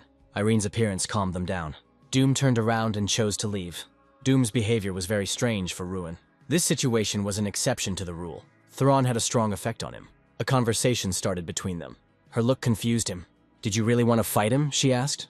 Doom didn't want to fight seriously either, Ruin said. There was a cheerful atmosphere, despite the fact that a fight could have started here a couple of minutes ago. Ruin was completely lost in his thoughts. He was confident in his abilities. What she heard made the girl feel at ease. Someone's quick footsteps could be heard in the corridor. Doom kept his eyes on him. Tired and exhausted, he lay on the table. Now Ruin was encouraging his comrades. These successes are simply a miracle for us. In any case, we are no longer at the bottom of the list, Ruin said. Who wants a coconut vanilla drink? Asked the man entering. They cheerfully discussed the upcoming competition while drinking drinks. He had to stay on top at all costs. These were the strongest participants in the competition. It was with them that Ruin had to fight. It was a so-called man-made island. Everything could change very quickly. Get ready, Ruin asked again, puzzled. Other participants formed alliances. It was an effective tactic. He couldn't move alone. Ruin wondered who he should form an alliance with. Irene was the first person who came to his mind. He was deep in thought. Suddenly, Seth burst into the room. His face immediately changed. That hour, they all ran out into the street together. He had no doubt of his loyalty. Where are we going? Seth asked as he ran. There was a crowd of other participants standing near the house. He couldn't believe they were coming to her. Gathering his courage, he approached the door. He was incredibly nervous, thinking that he would be fighting alongside Irene. It's as if you're going to confess your feelings to her, Ruin said as he entered the house. The blonde Irene stood at the entrance. Let's start studying the plan, the girl said. The three of them worked hard to strategize. The largest alliance consisted of 14 people. It was Mali and Malkin from the Holy School of Magic Frelia. Their main weapons were holy magic and light magic. Seta was deep in thought. Doom was the main competitor in this competition. Everything will depend on him. Before the start of the competition, a briefing was held. The competition participants were dropped off on an island.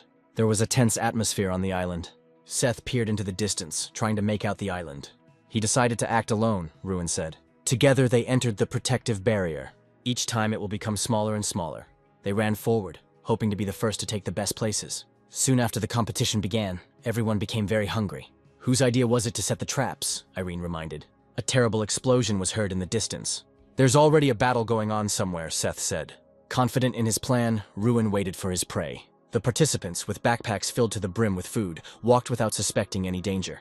Many are tired of even bare feet on their backs. A strong blow hit one of them. He put all his strength into his punch. With quick movements, she was already about to strike. He was amazed by her strength. There was nothing else to expect from her. There was bewilderment on his face. They had no intention of retreating. On the contrary, they were preparing to attack. Each side made every effort to win this battle. Now it's Ruin's turn. Jumping from the tree, he was about to enter the battle. "How dare you!" blurted out one of the representatives. There was horror on their faces from what they saw. In panic, they fled. They used different methods of defense. Having created a fireball, he was about to throw it at the remaining survivors. Dodge came from the crowd. Seth, standing to the side, rejoiced joyfully. Ruin was going to finish them off. "Now it's 3 against 4, said the winner of the battle.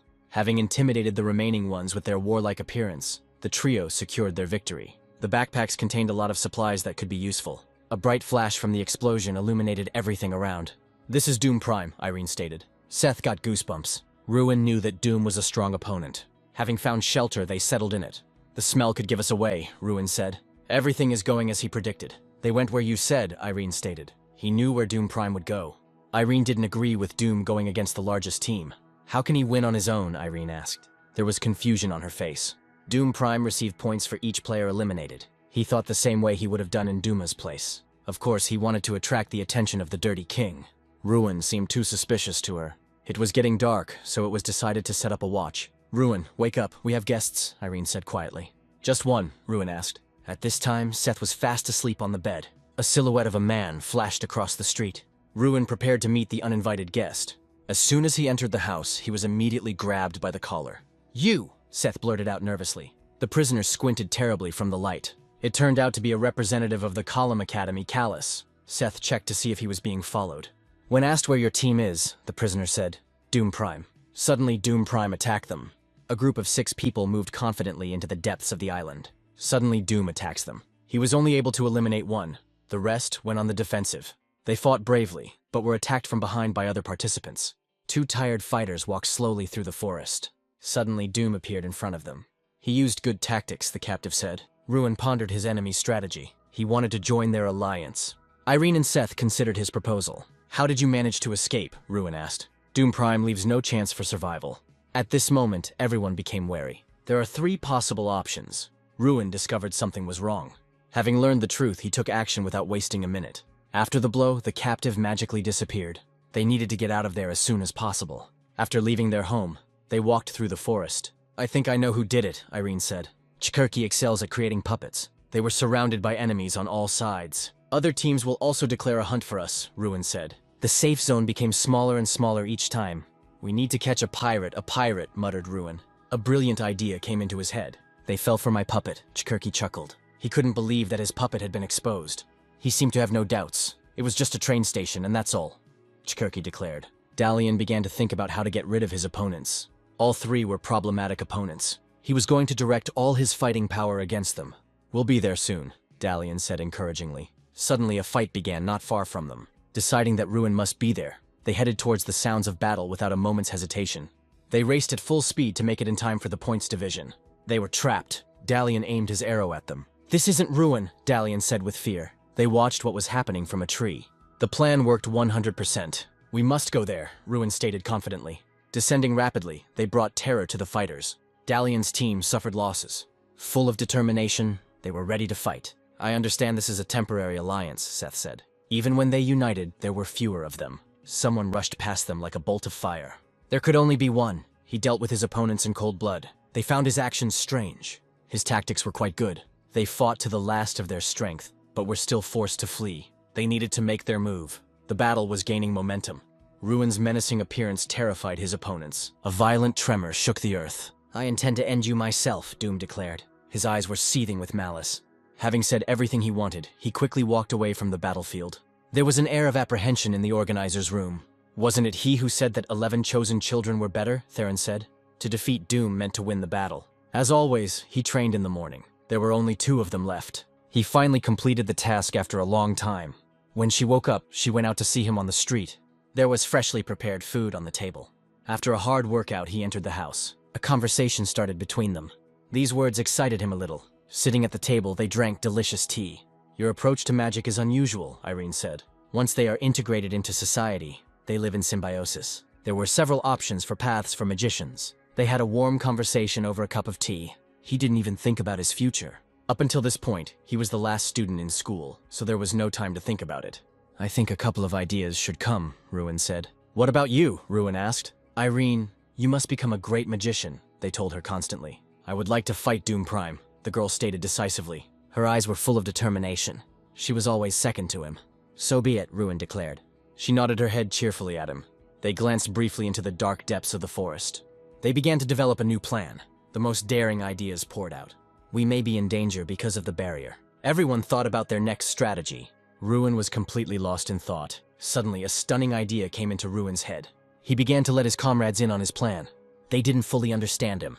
He wanted to eliminate the main enemy, Doom Prime. He was always on the alert. "It cannot be ignored," Ruin said. "But where to look for him?" asked Irene. "He will take care of it." After the conversation, he immediately set out after him. Looking at the mini-map, he tried to find it. Soon he came to a lonely house. Shouting with all his might, he tried to lure Doom out into the street. A bright flash illuminated everything around. 2 sworn enemies looked at each other. He brought Doom to them. Doom didn't understand why he was brought here. "I won't be the opponent," Ruin declared. Irene Prius had to fight him one-on-one.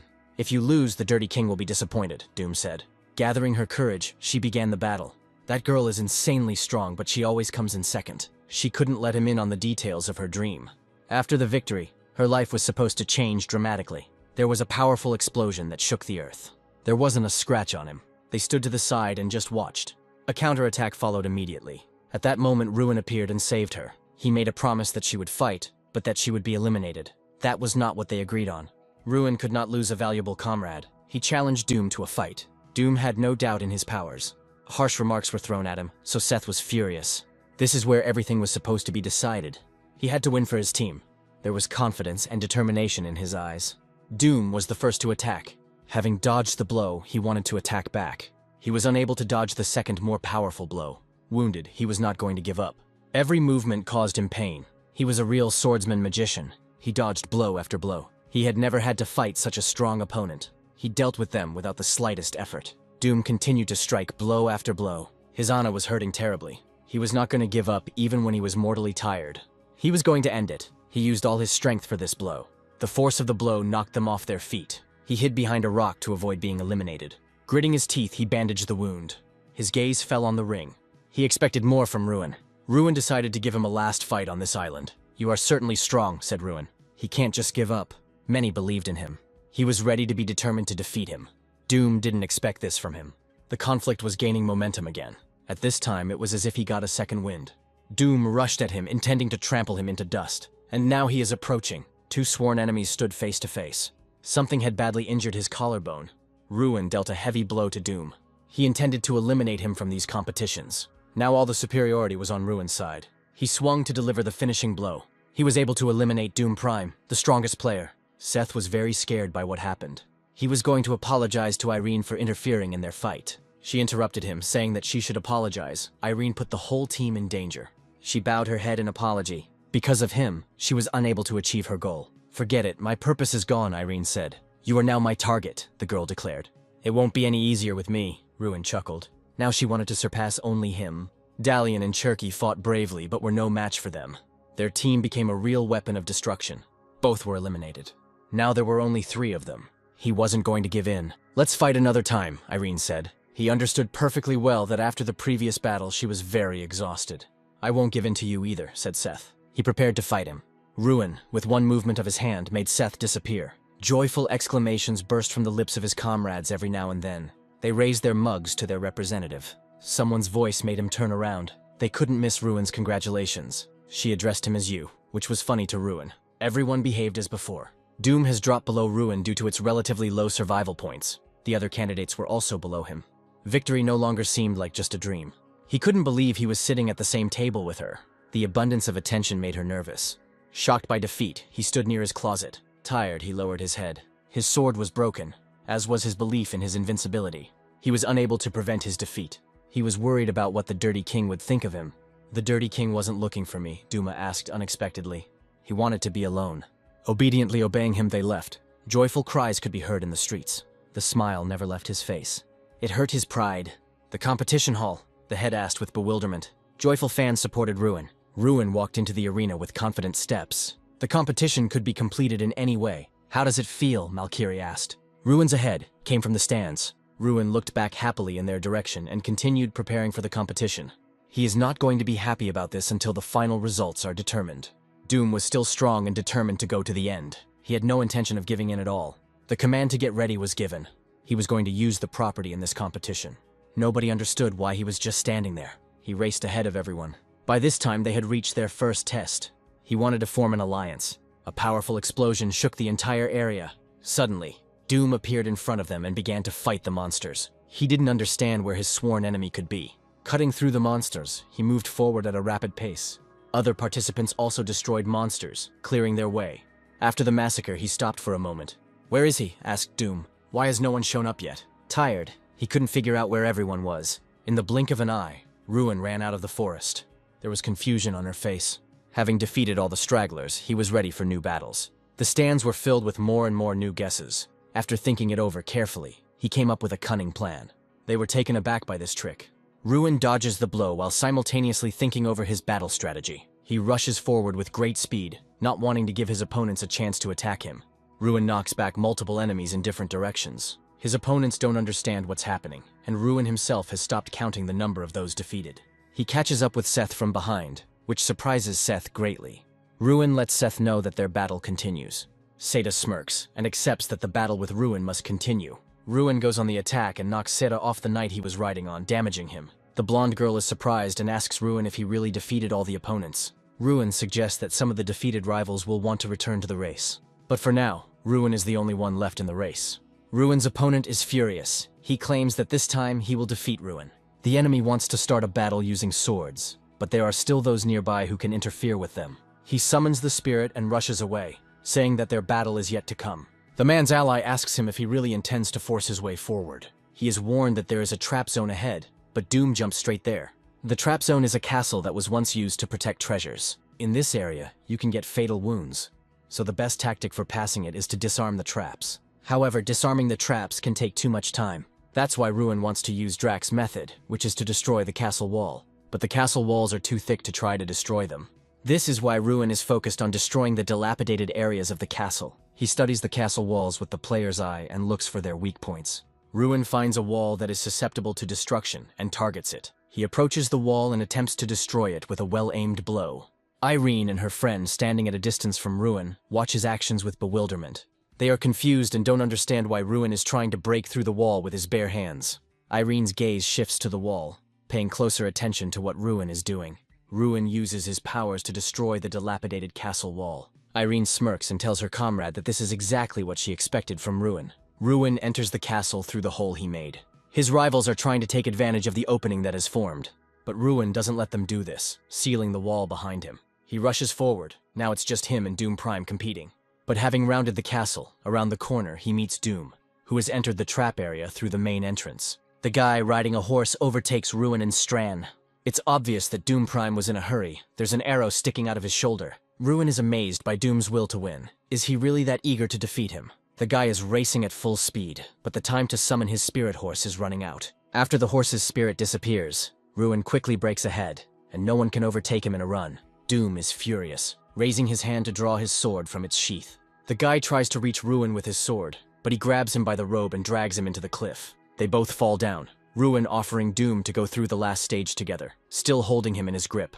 There is a scream. Both guys fall into the water, but Ruin emerges first. Ruin is pleased that Doom did not use magic to get off the cliff and lose his advantage. Ruin tries to get out of the water, but turning around at the glow behind him, he sees Doom, ready to use his magic on him.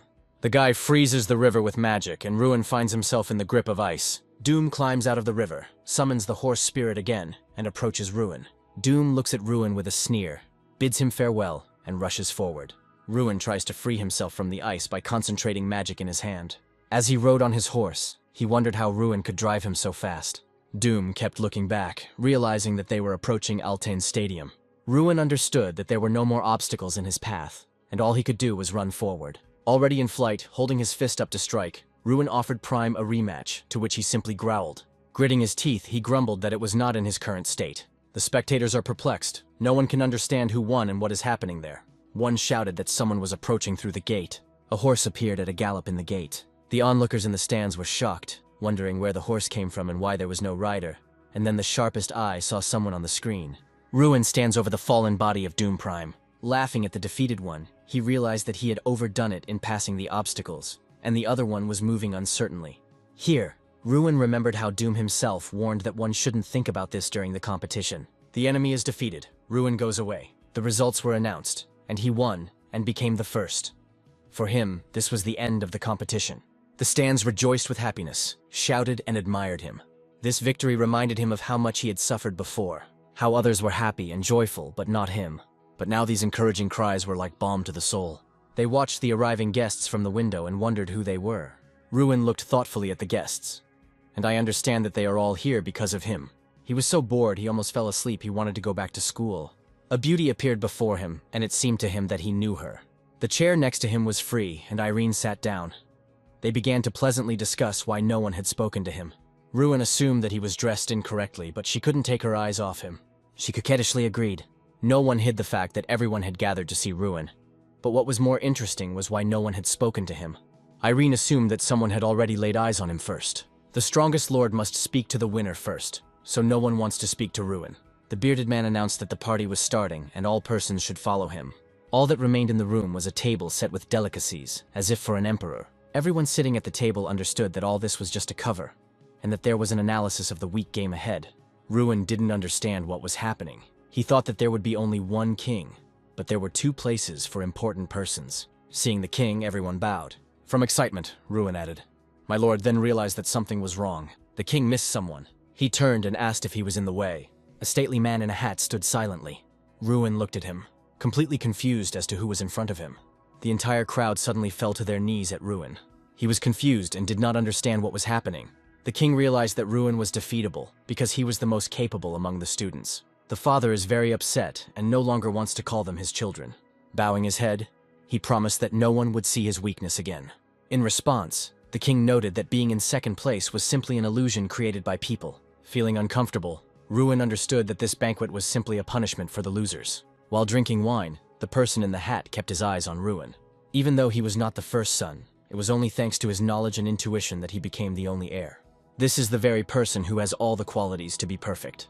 And then it dawned on Ruin that Irene was most likely talking about the crown prince. The king asked how he liked the taste of victory. Ruin. How do you feel about winning the festival? Winning makes me uncomfortable. I am happy with my results, but it upsets me that my victory is being used as an excuse to humiliate other students. You just said that you didn't want your victory to be used as a source of irritation.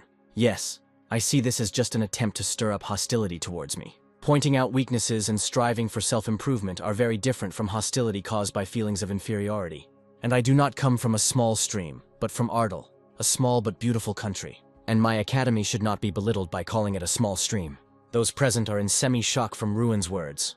Ruin is a real problem. How dare he snap at his godfather? And what did I tell you? Ruin is an interesting child. It's so funny where he came from. It seemed to those present that he came from a small stream, but, as he had said earlier, he was from Ardal, small but beautiful. Ruin's companion is shocked. She asks if he would do something similar. In response, she receives a dubious no. The godfather praised Ruin's ideas, but since they had already come from the mouth of the head of the academy, they would not change his beliefs. However, his words sounded more convincing than the chapters. I look forward to what the future will bring. The banquet is over for today. The Crown Prince, irritated, declares that before the end of the banquet, he wants to have a cup of tea with Ruin, saying in a hostile tone that he was not going to take no for an answer. What does the Crown Prince want from me? The Crown Prince states in a serious tone that he wants to see Ruin on his side, and he will not accept refusal in this matter. I give you a month to complete all your business, after which I will organize a transfer to a special school for combat mages and provide you with housing. Of course, you will have to think about citizenship, because it is not proper to be a foreigner among the Crown Prince's allies.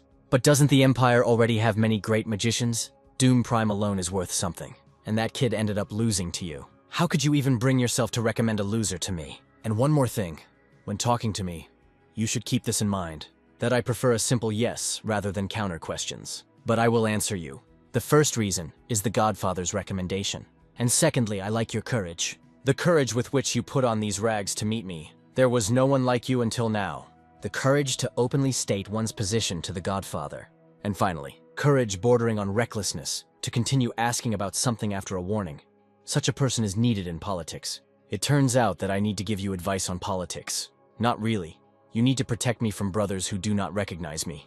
Ruin is tense. The Crown Prince realizes that Ruin does not want to cooperate with him. Therefore, the Crown Prince did not give Ruin the right to refuse. Ruin mentally realizes that becoming the Crown Prince's closest ally is a great opportunity. Most magicians still team up with influential people. If you miss such a chance, you may regret it in the future. Having analyzed everything mentally, Ruin still doesn't want to be someone's mage. The Crown Prince thought Ruin was reasonable, but he turned out to be too idealistic. The Crown Prince asks Ruin that there will be no such opportunity in the future.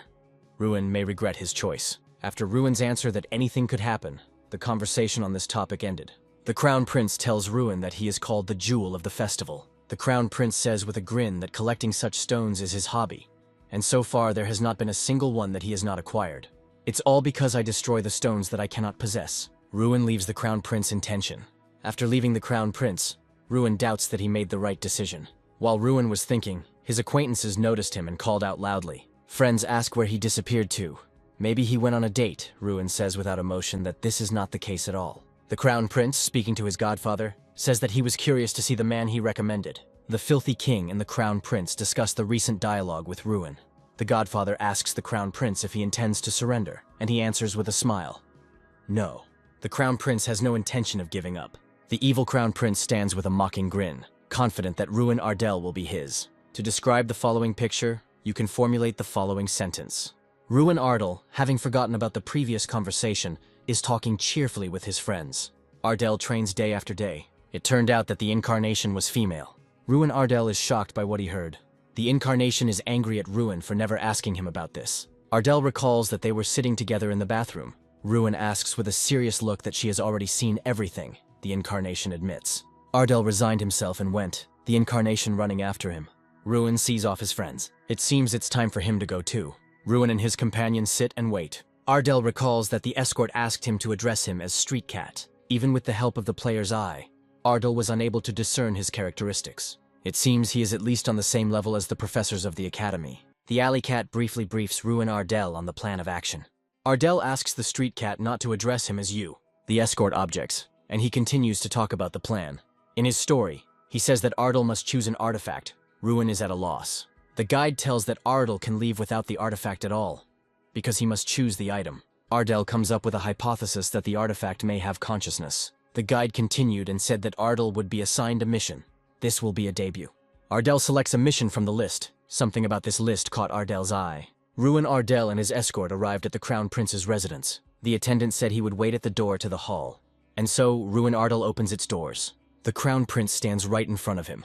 Ruin Ardell received 10,000 gold prize money from the Crown Prince. Ardell leaves the Crown Prince, and he hurries to move on to the next point in his plan.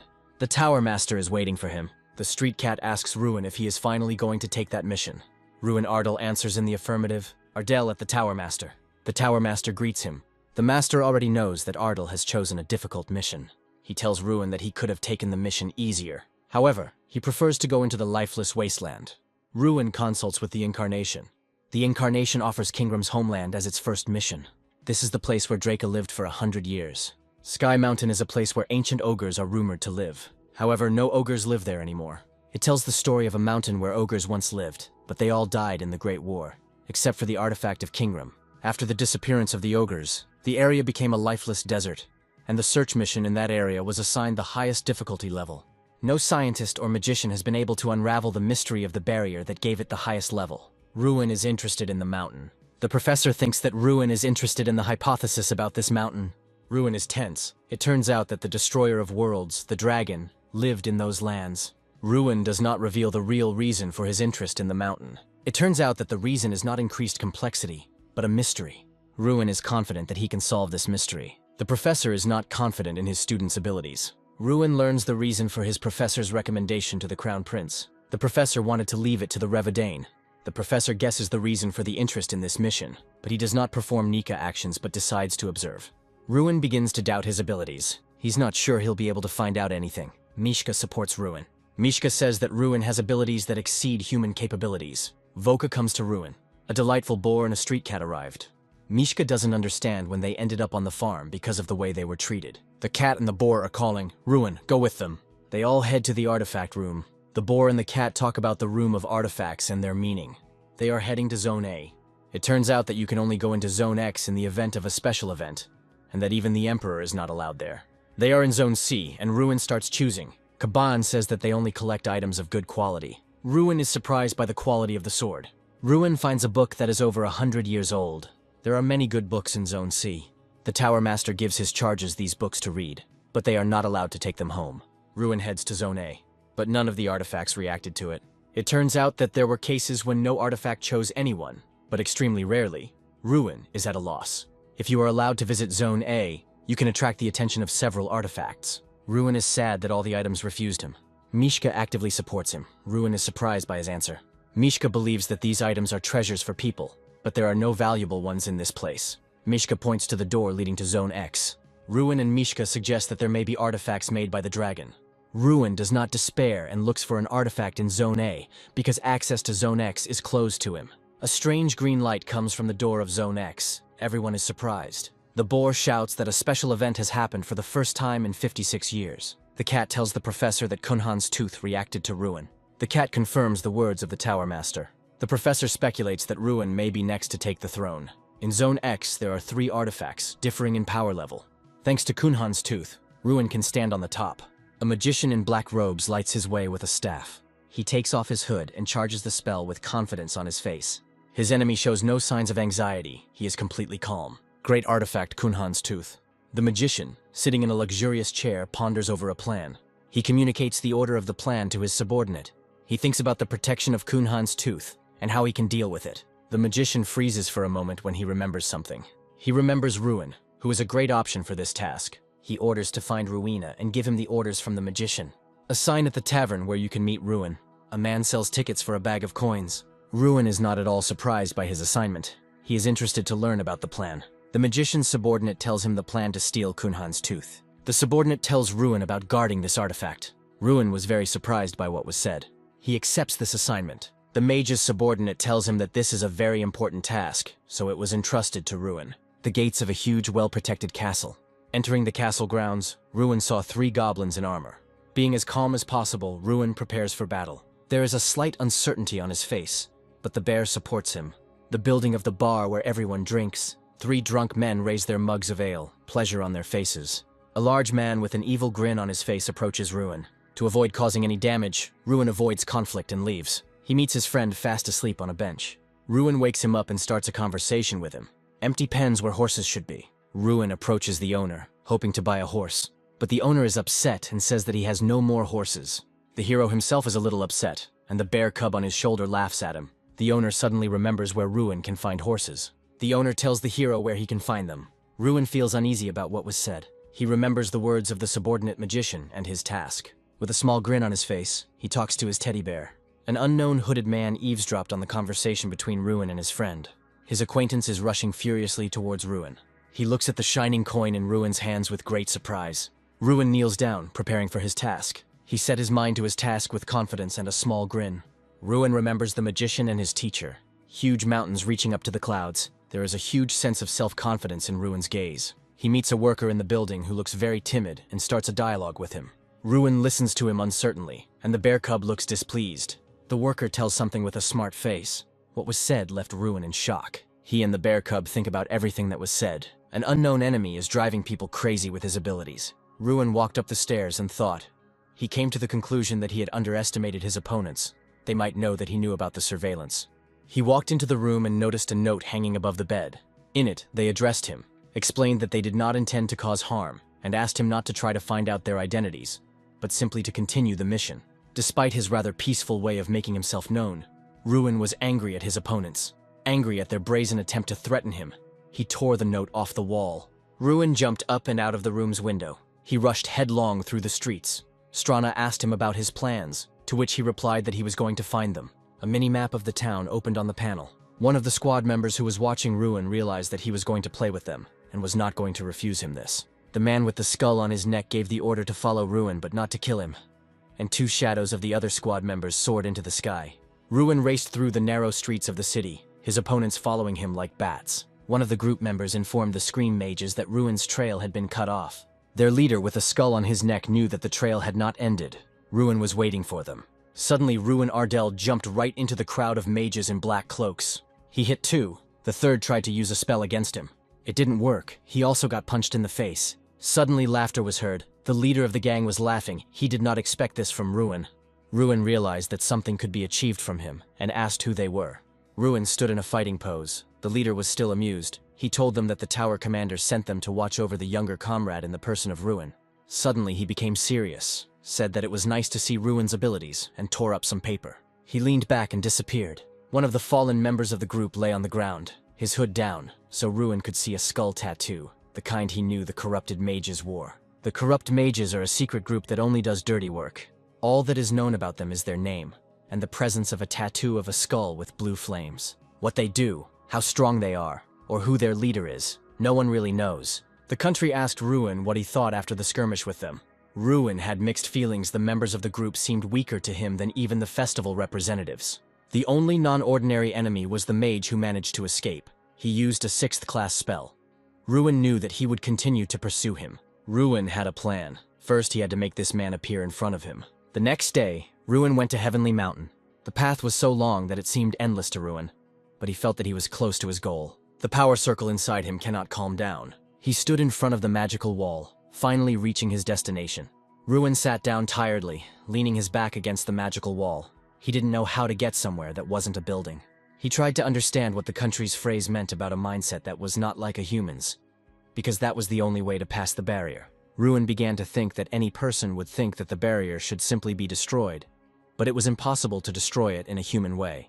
But what about the ogres? Ruin suggested that he could call the ogres to destroy the wall, but there were no more ogres on Sky Mountain. The country was glad that they had at least come to some kind of idea. Ruin knew that all the ogres of the Heavenly Mountain had died, but that was just the opinion of the people. The country reminded Ruin that his ability was not to confirm or prejudice, but to destroy. Ruin put his hand on the barrier and spoke to the one who was not visible.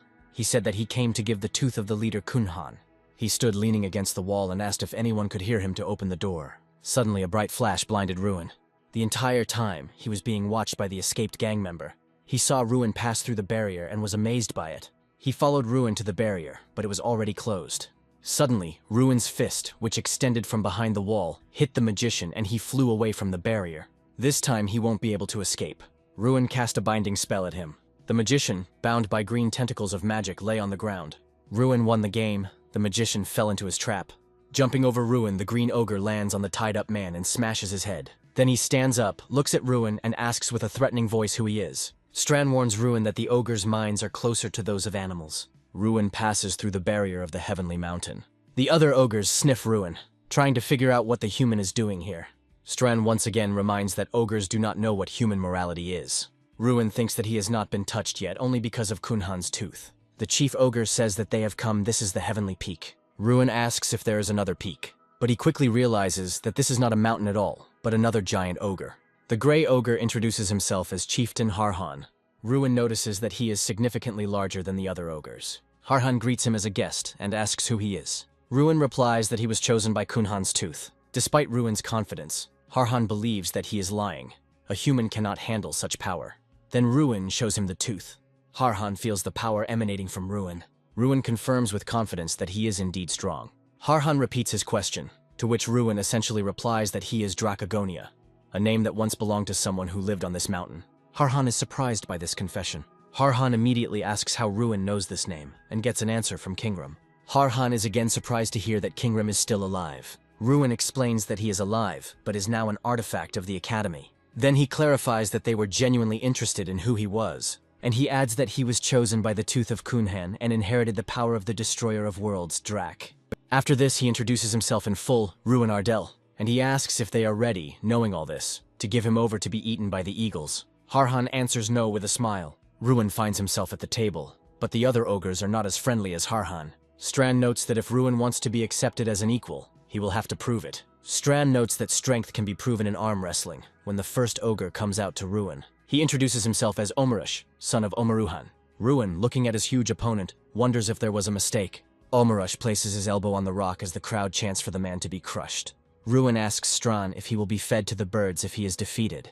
She replies that she does not know. The size of the enemy frightens him, but he came prepared. A fight between a man and an ogre sounds absurd. So he took an artifact that increases physical strength. Ever since he got the Kunhan tooth, his power has increased by 1,000. Now the strength reaches 3,520, which means victory is possible. Omarush notices that Ruin's hand feels different, but there will be no concessions. Ruin accepts the challenge and confidently says, "Try to defeat me once and for all." The ogres in the crowd are surprised that he withstood Omarush's onslaught.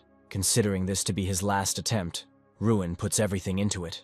Omarush still wins. He is officially declared the winner. Ruin remains lying on the table, a little upset that he lost after giving it his all. He wonders if he will now be sent to be eaten. Omarush admits that Ruin has held his power for a long time. Ruin thanks him for the recognition. Strand congratulates Ruin on earning the respect of the ogres. Ruin, with a confident smile on his face, tells Strand that he will manage to defeat Omarush in a month. When the match was over, the ogres held a sumptuous banquet at the foot of the mountain. Watching the ogres eat, Ruin wondered about the nature of their isolated lives. One of the ogres turned his attention to Ruin. Omarush approached Ruin, who was sitting nearby. It turns out that the tooth Ruin received could be useful in creating something new. Omarush offered his help in creating a weapon that would only be suitable for humans. Ruin, who did not know about this property of the ogre's tooth, was very surprised. Not long before this, Ruin's castle wondered how to use this artifact at all. Unlike the tooth, Algal's staff or Morsha's armor has a specific use. Perhaps the tooth needs to be reshaped into a club. Strand says that now you just need to take it with you, especially since it already increases strength, and how to use it will become clear later. After this memory, Ruin looked again at the ogre who was offering help. The offer was unexpected, but Ruin found it very useful now. Omarush explained that the tooth was very strong and difficult to make something out of, but he, a metalworker, could do it. Ruin says that a person who processes metals is called a blacksmith. Omarush asks if Ruin has any specific weapon in mind. This pleases Ruin. He likes the idea of creating a weapon according to his design. Half a month has passed since Ruin's arrival at Heavenly Mountain. All this time he helped the ogres hunt, or trained in conditions that he couldn't do before. However, something else occupied Ruin's time, namely arm wrestling training with the ogres. Ruin had no chance, 15 losses in 15 games, but he did not give up and trained with Omarush every day. Mishka encouraged his owner as best he could. Omarush also noted changes for the better in Ruin. He stopped using his strength in vain. Ruin knew that he was doing everything right, and victory was just around the corner. He had a goal to defeat Omarush, and he was going towards it. Although Omarush himself was confident that the man had no chance against him. A few days later, Ruin finally defeated Omarush for the first time. It was a very joyful event. Ruin jumped up from the huge stool on which he was sitting and screamed with happiness. Omarush doesn't seem angry about his loss. Rather the opposite. He was once for Ruin. Omarush called Ruin by his name for the first time, and not just a person, which surprised him greatly. Omarush told Ruin that he was ready and called him to follow him. It turned out that the weapon that Omarush had been making for Ruin had long been ready. He didn't give it away on purpose, waiting for the moment when Ruin would win. Ruin thought about what would have happened if he had never won. The ogre extended a huge green hand to Ruin. Inside was a pair of gloves made from Kunhan's tooth. Ruina put them on. The gloves were created by splitting a tooth into 10 pieces and attaching them to his knuckles. It was the perfect weapon for such a mage. Omarush was interested in Ruin's opinion about his work. He said that he had specially adjusted the form to the customer. Ruin felt an incredible surge of strength. The increase was equal to 2,000. In this regard, Ruin asked Omarush to gather all the warriors of the Heavenly Mountain to compete with them. The ogres were not very happy with this insolence of Ruin. It hit their pride. However, they were inspired to participate.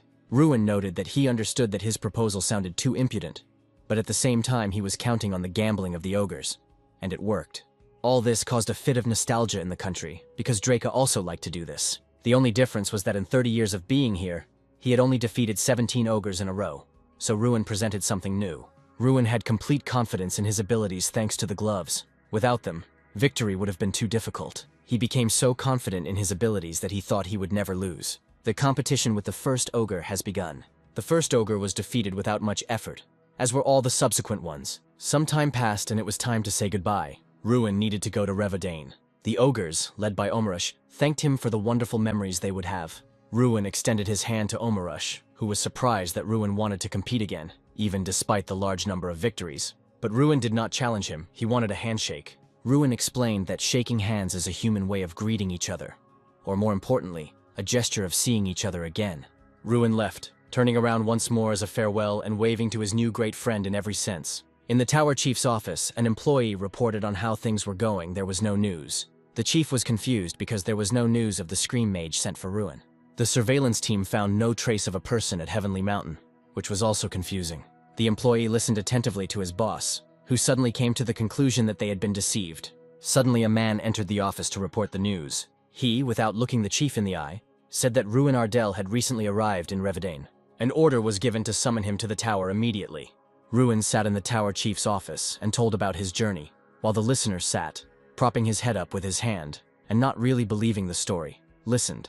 Ruin reported that the barrier was too strong, and it was not possible to get through it, to which the tower commander chuckled incredulously. The tower chief directly admitted that Ruin was a bad liar, which surprised him. Somehow, the leader already knew that Ruin had become the magician chosen by Kunhan's tooth. It also coincided that the mission he chose concerned the search for the ogre's homeland. Ruin's mask was destroyed, and he asked without hesitation whether he was being followed.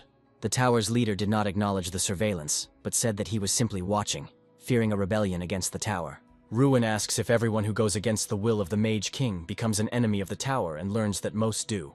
The tower leader stops the idle talk. He wants to know what Ruin saw on the Heavenly Mountain. With a mad look, he presses on, asking if the first ogres are still alive.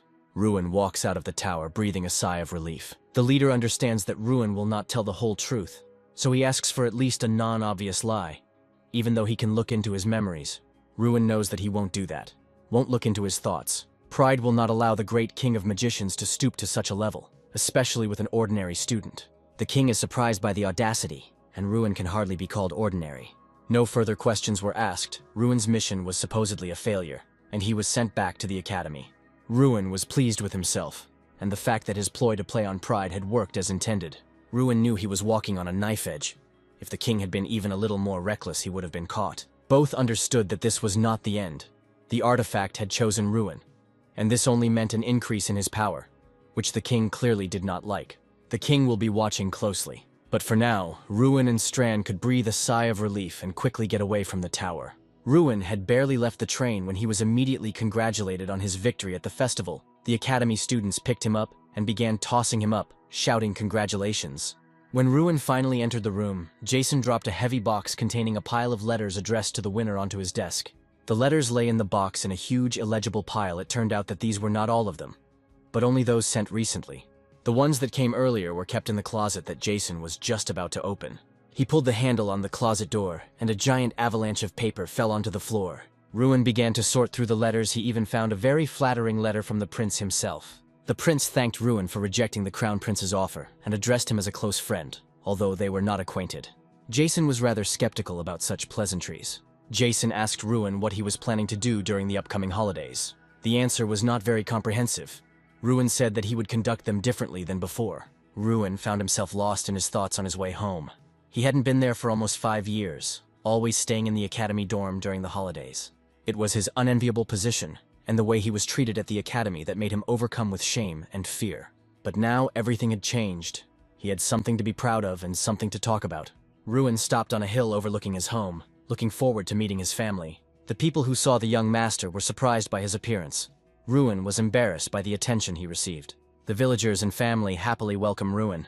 Ruin's younger sister hugs her brother tightly. Ruin is very happy to meet his family again. Ruin is surprised at how much Ruin has grown, but he still thinks she's still as cute as ever. The Ardell family listened attentively to Ruin's story. The whole family sympathizes with Ruin. Baggins, the family servant, is shocked by Ruin's story. Ruin is glad to bring news to his family. Finally, Father Ruin understood the reason for all the letters from the government. Ruin is mentally upset, as he himself wanted to tell everything. Father Ruin is about to tell something important, although he hesitates. Ruin is perplexed. He insists on telling everything here and now. Father Ruin sighs heavily. He said that many letters and proposals came in, but all were rejected. Ruin's father warned him about the evil manipulator Pilkos Monzo. Monzo is a trading city ruled by Pilkos. The Monzos are Ardell's buyers and are going to threaten Ardell to get the Ruin. The father of the Ruin is worried about the financial situation of the Ardell lands. However, he does not intend to give up his son. Ruin recalls how the servants boasted about the successes of the farm. He decided not to give up, and he is going to visit Monzo on his own. Baggins has equipped a horse for the journey for Ruin. Uncle regrets mentioning Monzo. However, Ruin considers this trip his duty. Baggins asks Ruin to try his best. He reported that Ruin's father was hiding financial problems from his servants, even paying for the shortfall from his own funds. Ruin felt sad about this. Ruin regrets that he thought badly.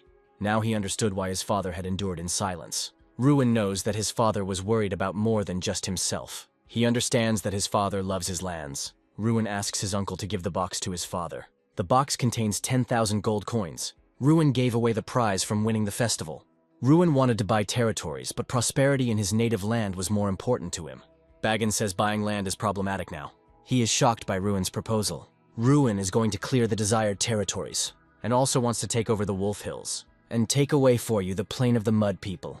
Ruin suggested hiring warriors to clean up and then rent out these lands for profit. Baggins thought it was a good idea. Ruin set out on his journey, and he galloped forward at full speed. Morzo is a prosperous town. His landlord Pilkos Morzo is surrounded by various rumors. Ruin understands that he must be on guard. Ruin arrived in Morzo and introduced himself to the guards. They responded to him with laughter. Ruin was perplexed. He is shocked by the way his family is treated. The guards gathered to drive Ruin away, but he's not going to give up. He does not agree to accept this and wants to respond. He braced himself for impact. Ruin attacked one of the guards. Lord Pilkos appeared unexpectedly. He recognized Ruin. Lord Pilkos flattered Ruin sarcastically and bowed. Ruin answered the Lord rudely, and he suggested not to raise his head since the Lord regretted the attitude of the guards. The Lord praised Ruin's straightforwardness. Ruin complained about the guards. Ruin showed that he was unhappy with the way his family was treated. Pilkos saw that the guards were lying on the ground. This made him very angry. The Lord offered Ruin to behave freely, but considered him a rude person. In response, Ruin once again taught the guards a lesson. Pilkos didn't expect this. Ruin was tired of waiting. He told the Lord to invite him inside. Once inside, Pilkos said that he was collecting stuffed monsters for decoration. The Ruins found them creepy. Pilkos agreed that people's tastes differ. Ruin did not understand the Lord's passion. He thought that the Lord wanted to intimidate him.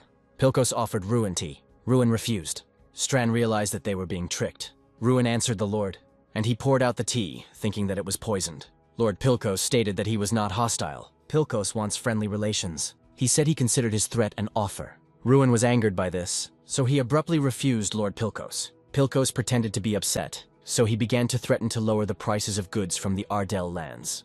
Ruin stated his condition, to return the price. Pilkos was rude to Ruin. The Lord reminded him of his own words about worship. And I remembered that magic is prohibited for students outside of school. A crowd of guards burst into the room. Ruin prepared for battle. Pilkos gave the order to attack. Ruin shouted that the Lord was mad. Ruin understood the greedy nature of Lord Pilkos. Ruin quickly rushed into the attack. Gathering all his strength, he flicked the tongue. The knight was sent flying. Ruin used the unique skill Chieftain's Will. Everyone was surprised by the appearance of unknown smoke from the guy. Pilkos Monzo was shocked by what he saw. A majestic fire spirit of incredible size appeared behind Ruin. The knights realized that if they stayed, they would die. The knights fled in fear, but Ruin didn't let them escape, blowing up the entire estate. Monzo watched as the collection he had dedicated his entire life to burn. Ruin wondered if that was really all he cared about right now. It's time for Monzo to pay the price. Now he must compensate the Ardell family for all losses. Pilkos was shocked by the compensation conditions, but young Mr. Ardell gave him no choice. The issue with Monzo has been resolved. Ruin headed back to Ardell. On the way, he met an unexpected guest. It was Lady Irene. 2 months ago, Ruin was bored and wondering how to leave a banquet. Lady Irene unexpectedly joined him. She was worried about Ruin and was glad that the banquet passed without incident. Ruin could not remain silent in the face of insults. Irene asked if Ardell was really beautiful. With joy on his face, Ruin advised me to drop by for a visit sometime. Irene trusted Ruin's words, but Ruin never thought that she would actually come. Sister Ruin was furious. Ruina began to interrogate about their relationship with Irene. She volunteered to show Irene around. Ruin felt awkward that his sister was jealous of Irene. Lord Ardell wanted his son to be honest with him about his relationship with Irene. He was disappointed by Ruin's negative answer. Now the Lord wanted to discuss other matters with him. Baggins brought a box of money. Lord Ardell cannot accept them. He believes that this is Ruin's personal money, not Ardell's. The Lord understands that even though Ruin is from Ardell, he still has other concerns. Ruin knew deep down that his father had done this out of concern for him. He was hurt by this situation, but Ruin insisted on using the funds for the benefit of Ardell. The Lord was deeply surprised by Ruin's desire to be like him. Begel considered that the young master had the right to know that all this time the Lord had been giving away his personal funds. The Lord condescendingly scolded Begel for his initiative.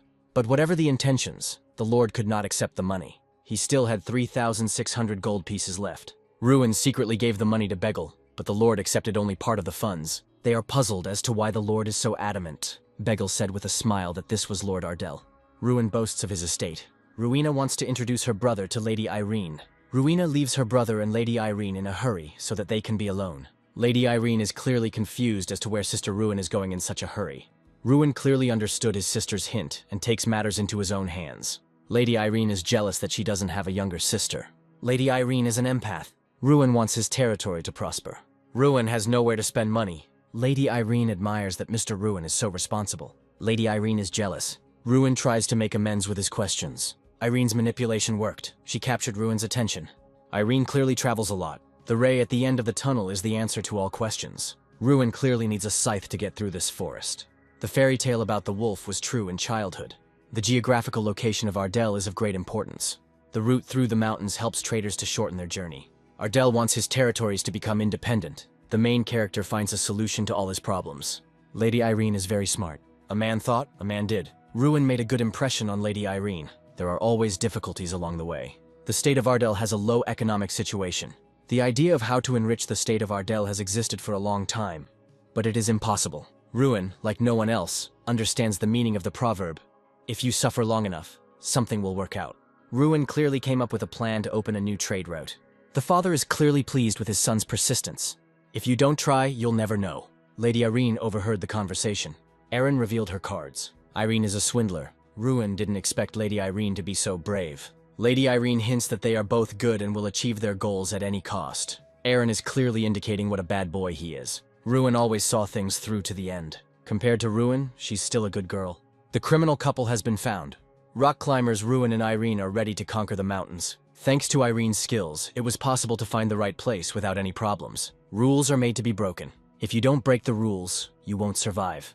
Irene's compass was clearly broken. Thanks to Ruin's skills, they defeated a pack of werewolves. Ruin clearly forgot about improving his skills. For defeating the werewolves, a prize is given.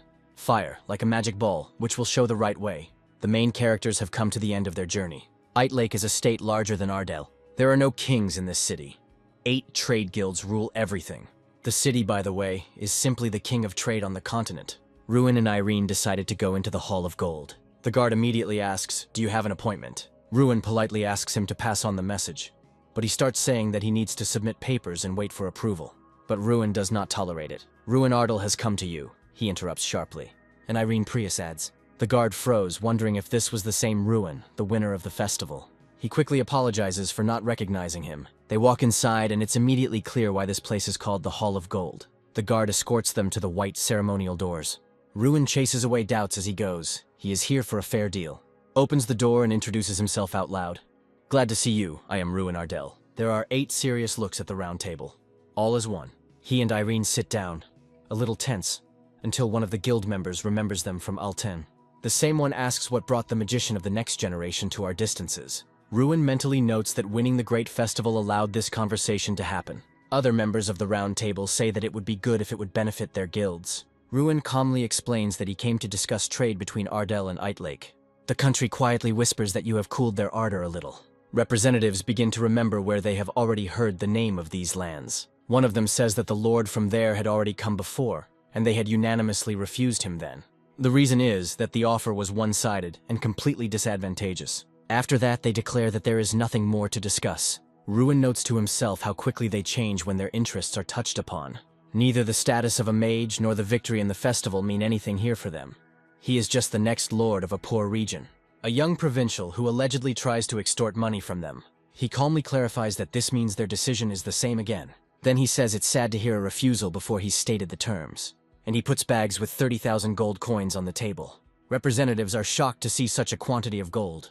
Ruin confidently asks if they have any reason to continue the conversation. There are no kings in this city. 8 trade guilds rule. Ruin reminds that he came with the aim of establishing trade relations. On his way here, he had to face many difficulties, but if it works out, it's worth it. He offers to buy weapons from the city for 30,000 gold, and in exchange asks for permission to sell the products of his house. The reaction to such a big deal doesn't surprise him. Inwardly, he thinks that such a sum is the budget of the rural area for 3 years. The shock is understandable. The expenses are too serious. In the territory of Monzo, Ruin comes to the conclusion that power attracts wealth, and wealth brings peace. And if power requires weapons, he will put everything into it. Ruin asks which one of them is in charge of weapons. They tell him that this is the specialization of the first representative. He is surprised to see that a little girl is in charge of the weapon, but her gaze is completely devoid of childish naivety. The first representative asks why Ruin needs so many weapons, and he explains that this is just the beginning. He plans to establish a trade route between Eitlake and Ardell. Moreover, the path must pass through the southern mountains. He is asked not to mention these mountains, which leaves Ruin puzzled. Irina Prius felt the tension at the table. Ruin Ardell couldn't understand what happened, but he assumed it was because of the first chairman. Ruin noticed that the first chairwoman had turned very pale. The first chairwoman told Ruin Ardell that it was impossible to cross the southern mountains because of the demon living there, which surprised Ruin Ardell. Ruin told that he crossed this mountain range at night, to which the first chairwoman was surprised, and did not believe Ruin's words. Ruin Ardell decided to provide evidence by starting to take out what he had obtained that night. Ruin Ardell showed the silver werewolf mane that belongs to the demon. The first chairwoman was greatly surprised by what she saw, and Ruin Ardell, in turn, received the respect of the Valtrash family as a reward. Then Ruin realized that it was true after all. The first chairwoman began to cry, saying finally. The first chairwoman, crying even harder, said that he was finally dead. 3 days later, Ruin Ardell and the first chairman head towards the mountains. The first chairwoman began to say that she would never have thought that she would find herself near these mountains again. The chairwoman said that the monster that took her father's life no longer lives here. The chairman praised Ruin for something that was his merit, to which Ruin Ardell replied that he simply got in his way. The chairwoman suggested that if they built a road through the mountains, they would be able to establish trade with the Oyota Kingdom through Ardell, explaining that they would no longer have to spend money on a detour. The chairwoman said with delight that we, the Waltrache family, will actively participate in this. Ruin Ardell realized that the issue would be resolved much later, since he thought that the solution would come through the purchase of weapons, and assumed that even the construction would be at his expense. Ruin asked in surprise if they would accept his proposals, to which the chairwoman responded positively, and also said that all products produced in Ardell would cost twice as much.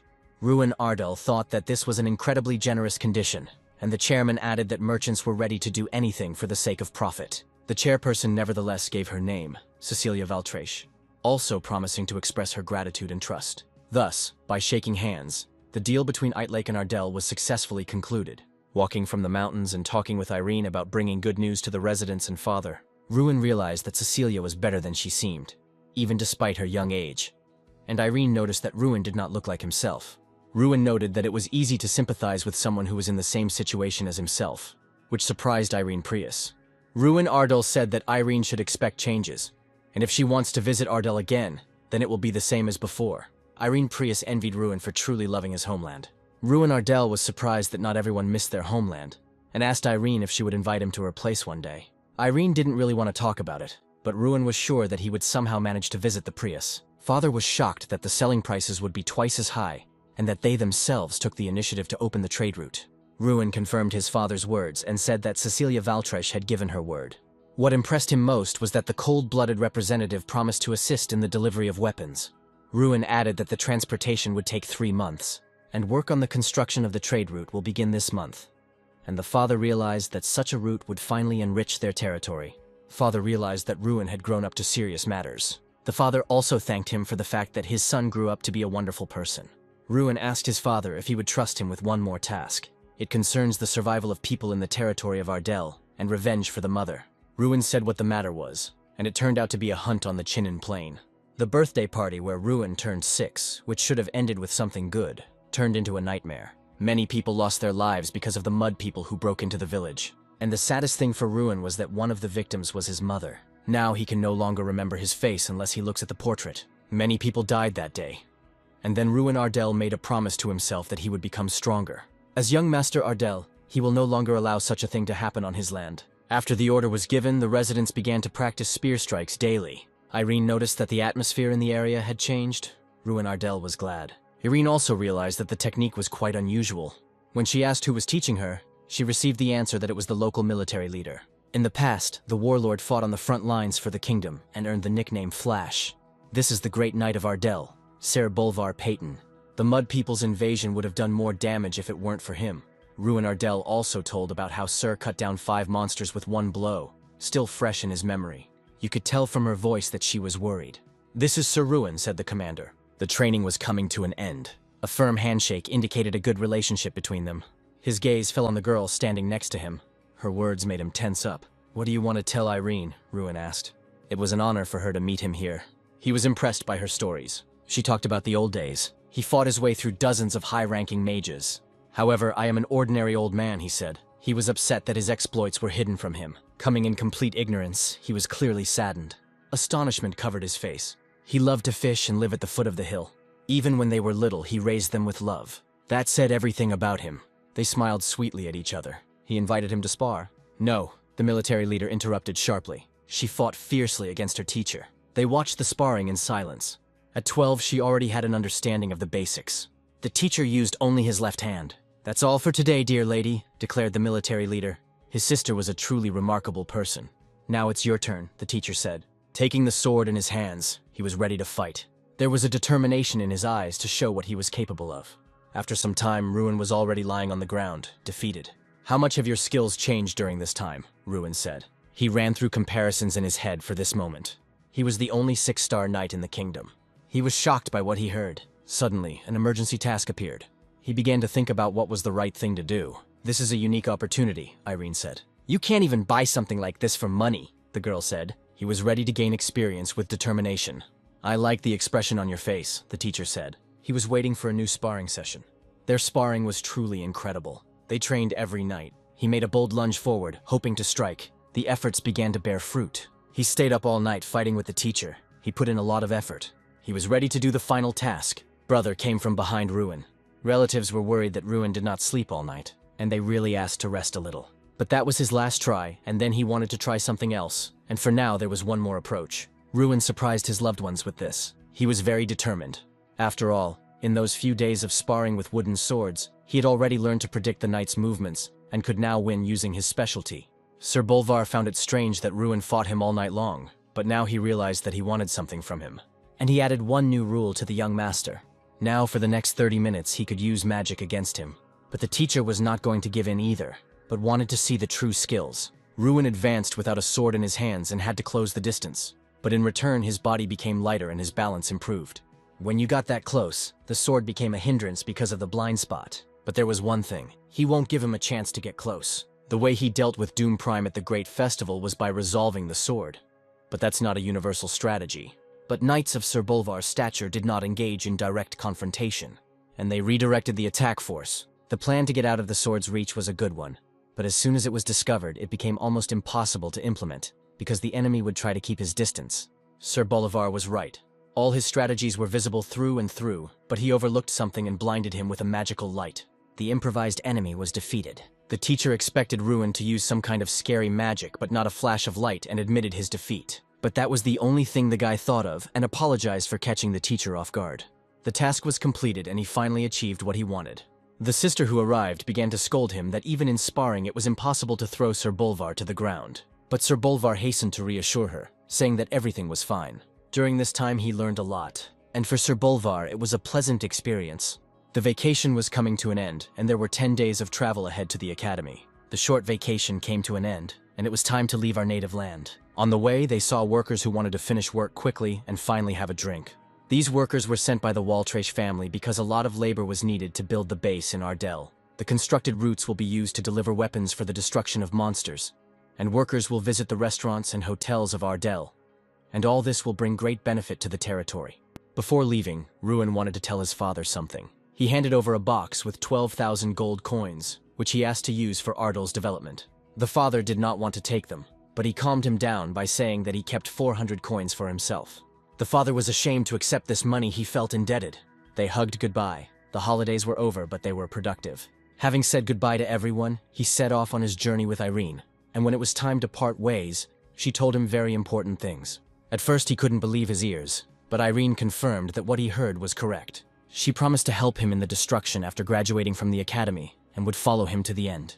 Irene was a very unusual person, and promising to strive again, she took off and headed to her academy. The faithful horse carried Ruin towards the academy. They had been on the road for about a week, and had finally crossed the border and entered the eastern region. Unlike the southern one, there were a lot of people here, and Ruin witnessed a fight on the street. One guy stood up for his sister and asked her to let her go, but his opponent continued to mock him, and money was to blame for this situation. The bandit threatened to take everything their family owed, even if it meant selling the boy's sister. But the guy couldn't let that happen. These words made the bandit very angry, and he hit the guy in the face again. Hans found himself on the ground after a strong blow. His enemy grabbed him by the hair before the guy even had time to realize what was happening. Ruin was passing by not far from them, and saw this. He was extremely angry along with his friend. Poor Hans was thrown to the ground and kicked in the back. Ruin dismounted from his horse and headed closer to the showdown. Passers-by stopped him and hinted that he shouldn't get involved in other people's squabbles. Then he asked why they were standing there and watching without providing any help. He was very angry that no one wanted to help the guy. Ruin began to approach the enemy even closer with a moderate gait. They shouted after him that it wasn't worth it, because it was very dangerous. The enemy turned his head to the left and was surprised at what kind of guy he was, and began to be cheeky towards Ruina. He approached the insolent man closer and used a crushing blow against his enemy. His group of bandits were surprised, along with the captive, at what was going on. He struck again, and the enemy didn't even understand what was happening. The enemies ran away, leaving the people alone, but Hans asked who you are. To which the guy replied, I am Ruin. It was deep night outside. Only smoke was coming from the chimney of the house. Ruin sat in their house and ate while calmly talking to them. The guy said that it was all because of their parents that they had problems, mentioned that no one would touch the bandits, and that the boss himself was killing a lot of people. They discussed this problem for a long time. Ruin realized that the situation was dire. The boy thanked the savior for his help. The guy asked if he was the winner of an important festival. Ruin replied, You heard from the professor of the Night Academy. Hans couldn't believe his eyes. He was extremely confused. As you know, he heard when the fight was happening.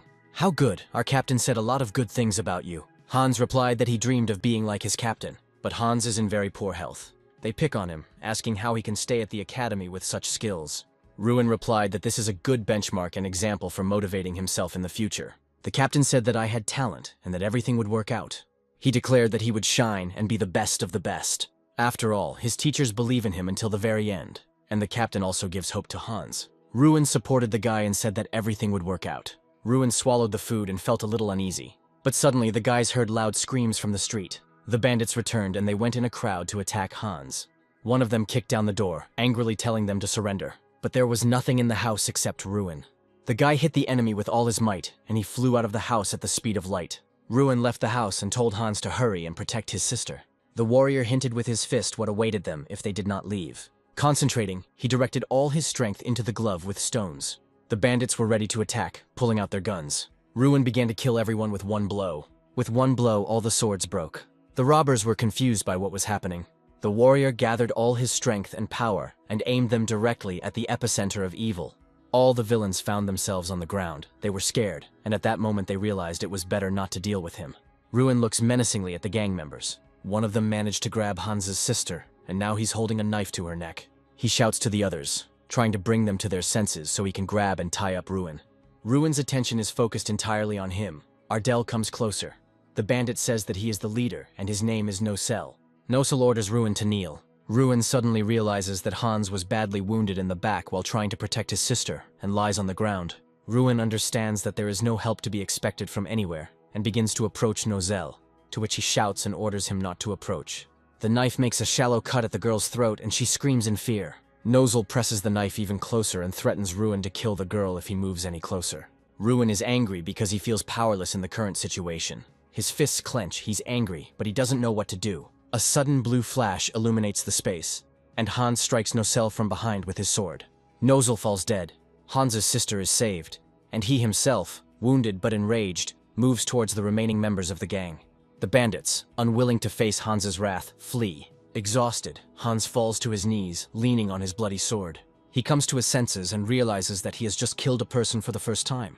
Ruin puts his hand on his shoulder and, reassuringly, says that it was necessary. Ruin congratulates Hans on having unknowingly mastered the aura, the so-called Pareto sword. Ruin notes that during the fight, Hans was emitting a blue aura. Hans realized that the aura he was emitting meant that he had reached the 4th rank, which was the highest stage for an apprentice knight.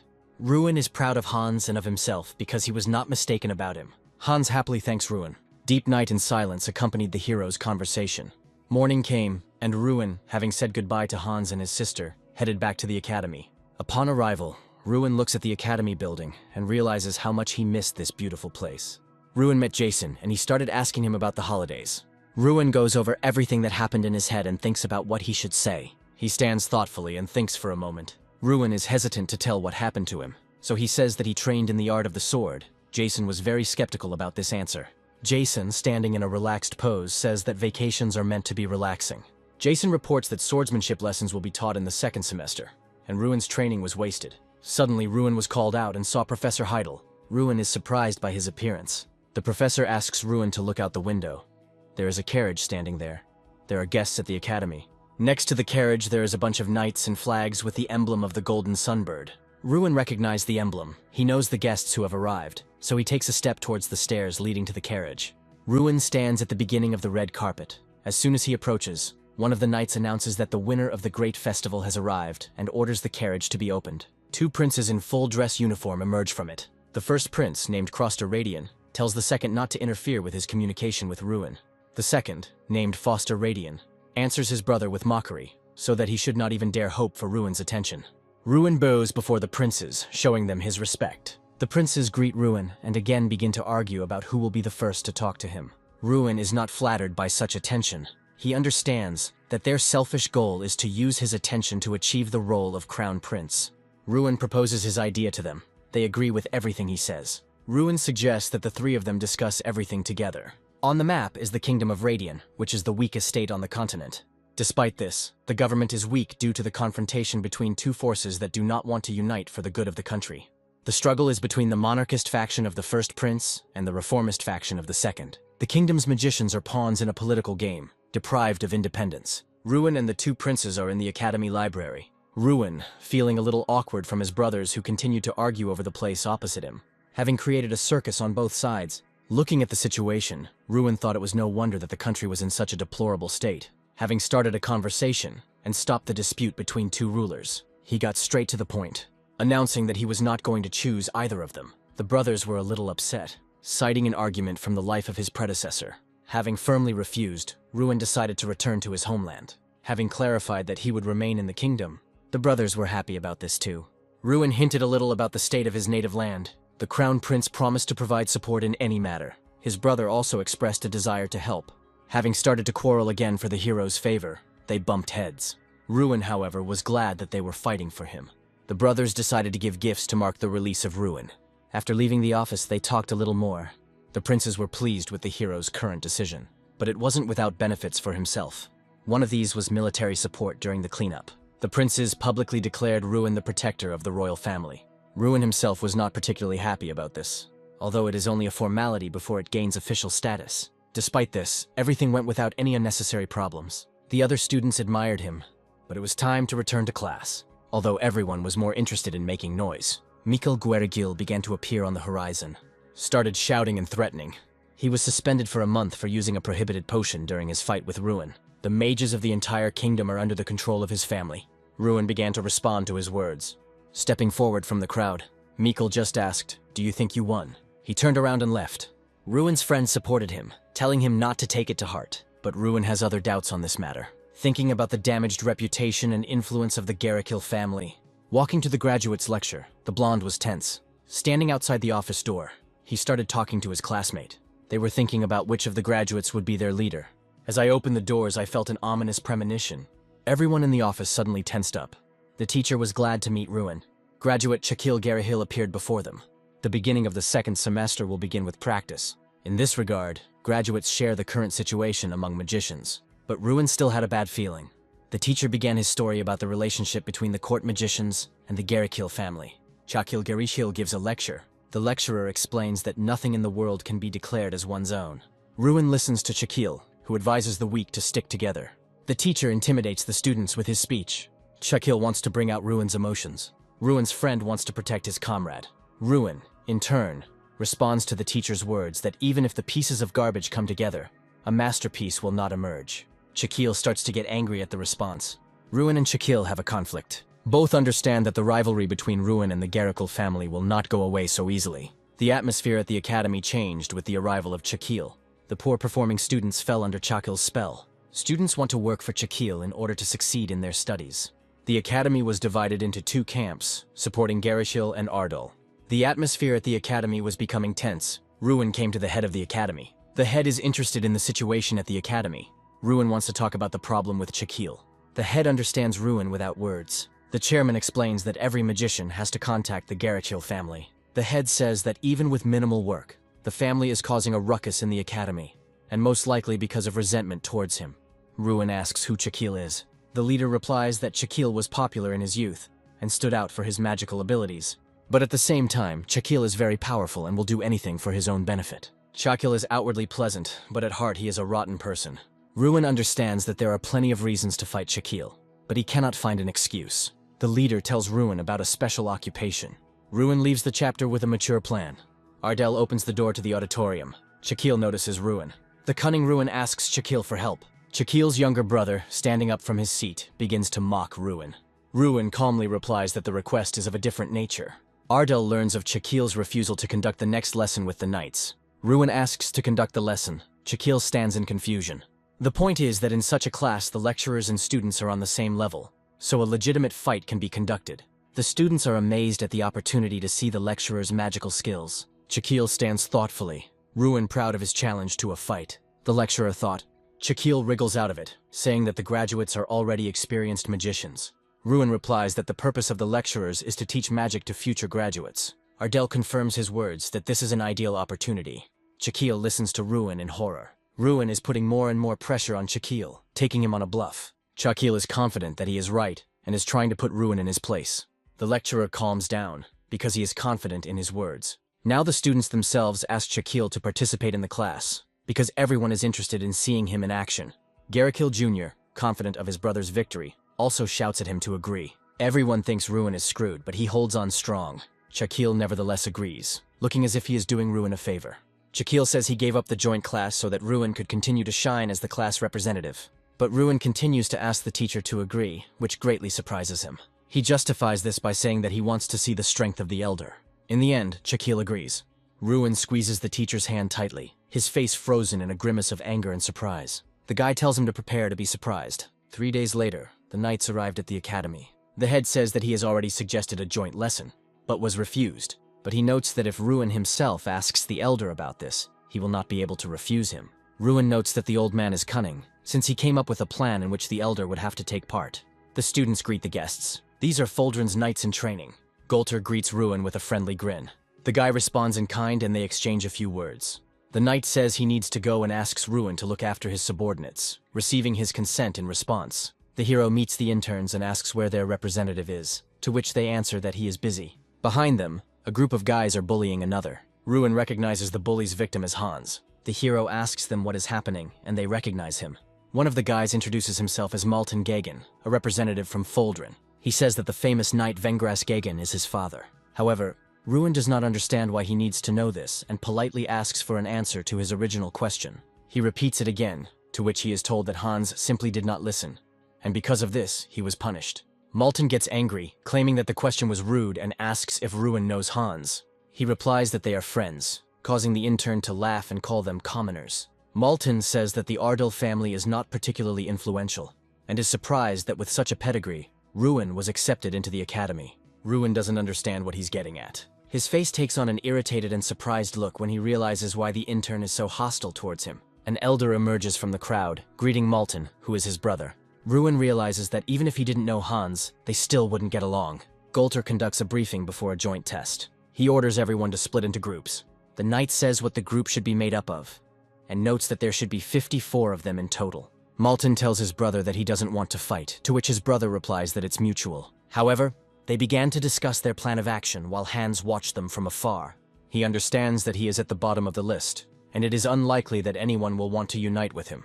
But suddenly Ruin appears nearby and offers to become one group. Hans doesn't fully believe that this is true, and asks the guy again. But he tells him that everything is fine, because they are friends. Jason approaches them and offers to join their team. He says that Ruin's friends are his friends, thus encouraging Hans. The blonde suggests that the intern address each other informally, receiving consent in response. Ruin says their goal isn't just to get a good grade. He explains that they need to deal with the elder. Once all the groups were formed, it was time for a short break. Ruin asks Hans if everything is okay, offering his help, but Hans says that there is no reason to worry. The intern says he is glad to see his friend, but remarks that it would be better to pretend they were strangers. He justifies this by saying that many people don't like him. Ruin says that everything is fine because he is his friend. They see Maltin in front of them, and Hans confirms that it was he who beat him. Ruin learns that the bully is a 4th level knight, and understands why Hans is afraid of him. Ruin remembers the blue aura that surrounded Hans during the fight with the gang leader.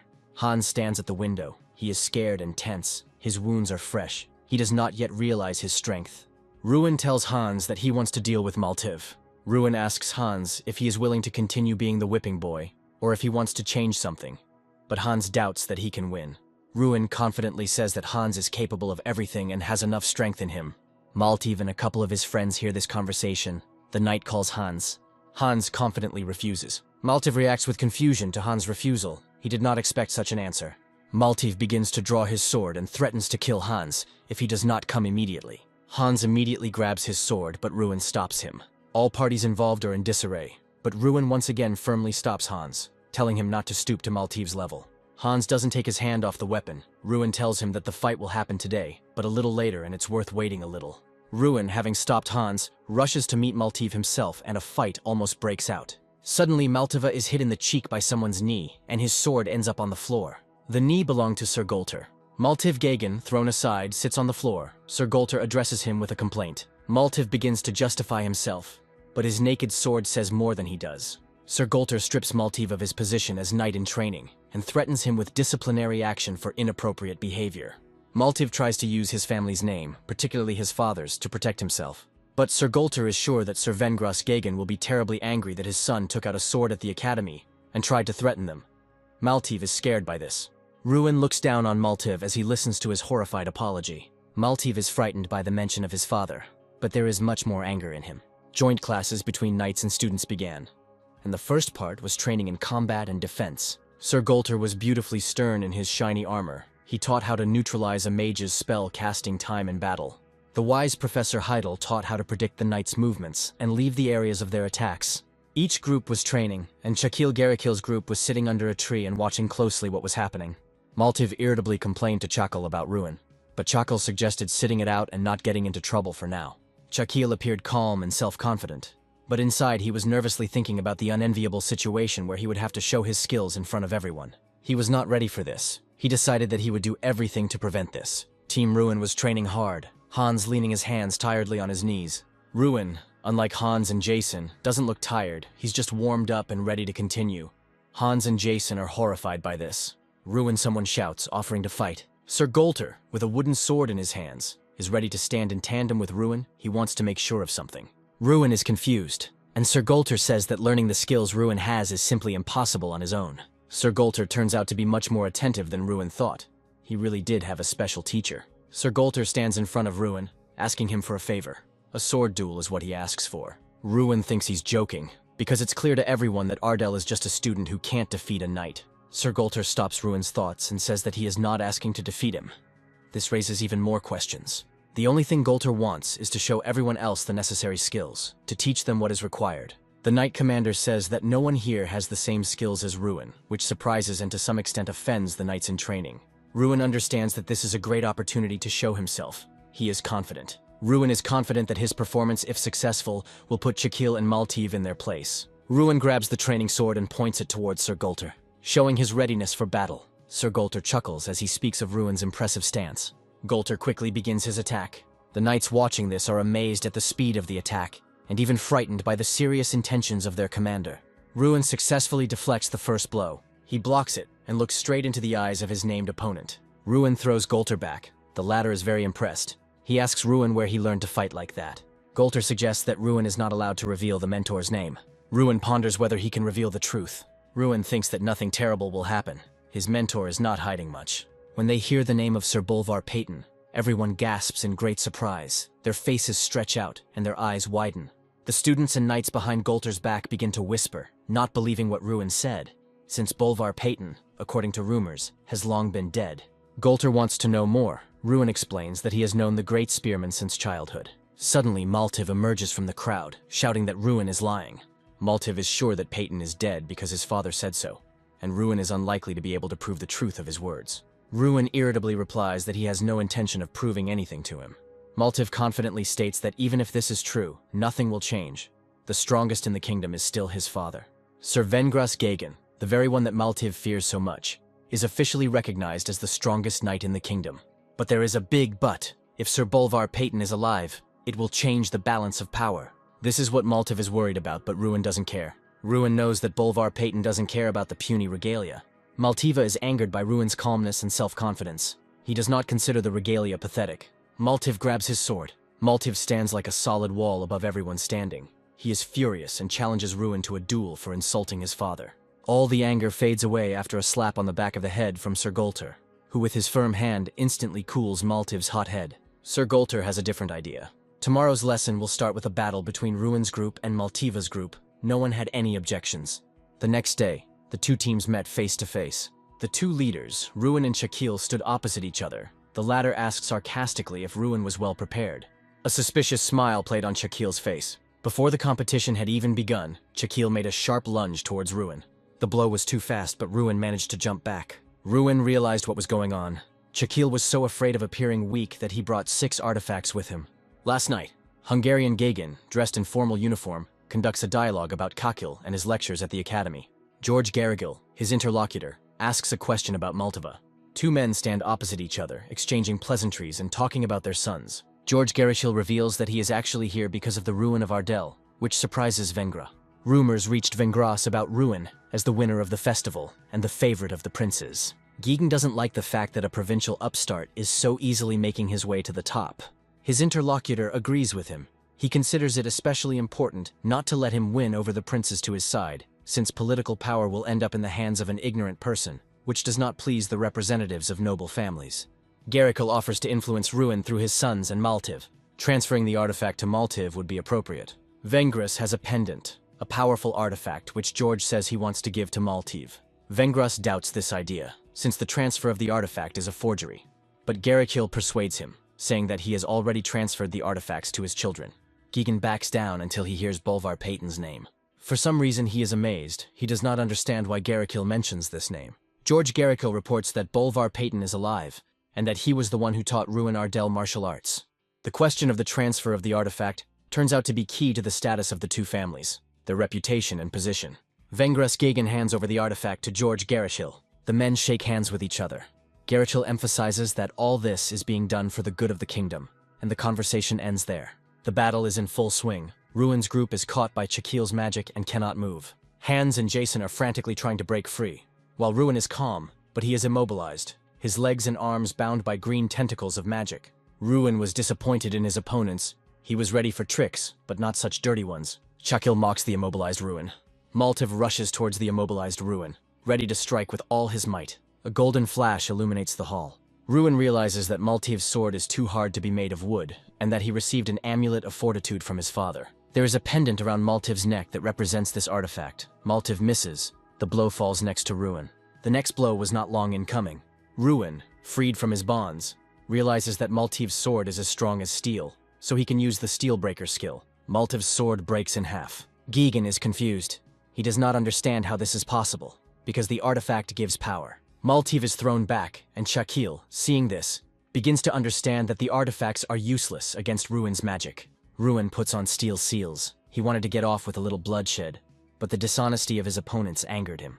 He is angry and uses a unique skill where he is supported by Chief Kunhan in battle. Shakil looks up, not believing his eyes. The enormous fire spirit of the ogre Kunhan towers behind Ruin. Ruin asks to end it all, because even 6 artifacts are not enough to defeat him. Shakil is shocked that Ruin knows their secret. 4 pendants, attracted by Ruin's magic, emerge from under the collar of Shakil's shirt. They fall in front of Shakil, who is sitting on the ground, and the crowd behind him begins to whisper. Shakil is angry and threatens Ruin on behalf of the family. Ruin is angry. He understands that the Garikil family will not let him live in peace. Shakil makes one last pathetic attempt to attack Ruin, but it turns out to be stopped by a golden charge of magic. Ruin doesn't let him get close. The bear on Ruin's shoulder asks if he is sure. Was it necessary to show the ogre, his huge fiery figure, in front of everyone? That is the question. Even the head of the academy is in shock. Ruin is not worried. He understands that he could not hide it forever. Ruin sums up the battle. It turns out that Mikkel fainted only when he saw the ogre. The winner was obvious to everyone. Sir Golter is about to announce it, but someone interrupts his speech. Hans takes 2 wooden swords and throws one of them to Maltiva. For him, the duel is not over. Maltiv looks at the sword with crazy, disbelieving eyes. For him, this is an insult from a commoner. Hans is serious, holding Perito's sword in his hands. Perito's sword is a unique skill that is given to a knight who has mastered the aura. 4-star knights have a blue aura. 6 stars have a purple aura. Maltiv looked up at Hans in amazement, not believing that he had Perito's sword. For the first time, Hans believed in his own strength. Everyone around him, and most importantly, he himself, understood that he could win. Mishka on the worried Ruin's shoulder asked if he should stop him, since the duel was over anyway. But Ruin was determined. He understood how important this fight was for Hans. Maltiv grabbed the sword thrown at his feet and was about to deliver the first decisive blow. He was angry, believing that Hans, an ordinary commoner, was unworthy of the aura. 2 swords clashed in a fierce battle. The opponents did not give in to each other, delivering blows one after the other and parrying them. Hans asked Maltiv why he still clings to statuses. Hans finally found the strength to answer the offender. He believes that Maltiv was simply lucky to be born into a rich family, and that he is nothing more than that. Maltiv did not expect such insolence from what he considered to be a commoner. The battle reached a critical point. Maltiv activated the artifact and his sword acquired a blue aura. He jumped at Hans with a furious cry. Ruin, realizing that Hans will not survive, rushes towards him. The professor and the commander do the same. Something happens that no one expected. Hans throws Maltiv away with one blow, and he loses consciousness. Maltiv lies unconscious on the ground, defeated by someone he didn't expect to be defeated by. Hans stood there in complete confusion. Ruin ran towards Hans, shouting something. Both looked down at Hans's hands, unable to recover from what they saw. In Hans's hands, a sword blazed, filled with the energy of fire. In the building, along a stained glass window with blue wrought iron bars, Ruin walked with the head of the academy. Ruin understood the intent of the chapter. There is a painting in a decorative frame hanging on the wall. 2 men in formal suits stood opposite each other, holding their hands to their mouths, and thoughtfully discussing something. The fair-haired young man listened to the noble's conversation with half an ear. Ruin and the head of the academy are standing by the wall and talking about something. In front of them was a staircase leading to the basement of the academy. Ruin watches the leader closely. He waits to see what will happen next. The head encourages Ruin. In front of him stood a huge fire energy ogre with white eyes and large fangs. The leader tells Ruin that no matter what happens, he will always be the same Ruin Ardell that he trusts. Ruin thanks the chief for these words. Concentrating, Ruin opened the door. He greeted the ogre with a grin on his face. A huge ogre in fur clothing and a large crystal on his belt sits on a throne. Ogre asks Ruin to tell him everything that happened on the Heavenly Mountain. Ruin tells the ogre everything. In a huge throne room, Ruin stands in front of a huge ogre sitting on a throne, and between them stand large and tall knights in armor with axes. The ogre laughed, showing huge white fangs. Ruin continues to talk about his victories in every match. The ogre, covering his face, said that he was happy to hear about his homeland after so many years. He thanked Ruin. A blue screen appears in front of Ruin. On the screen, Ruin saw that his strength had increased by 1,000. The ogre said that this was his gift to Ruin. Ruin was surprised that his strength had increased to 1,000, and Strawn had received 5 stars. Stran, standing on Ruin's left shoulder, was delighted that she had reached 5 stars faster than she expected.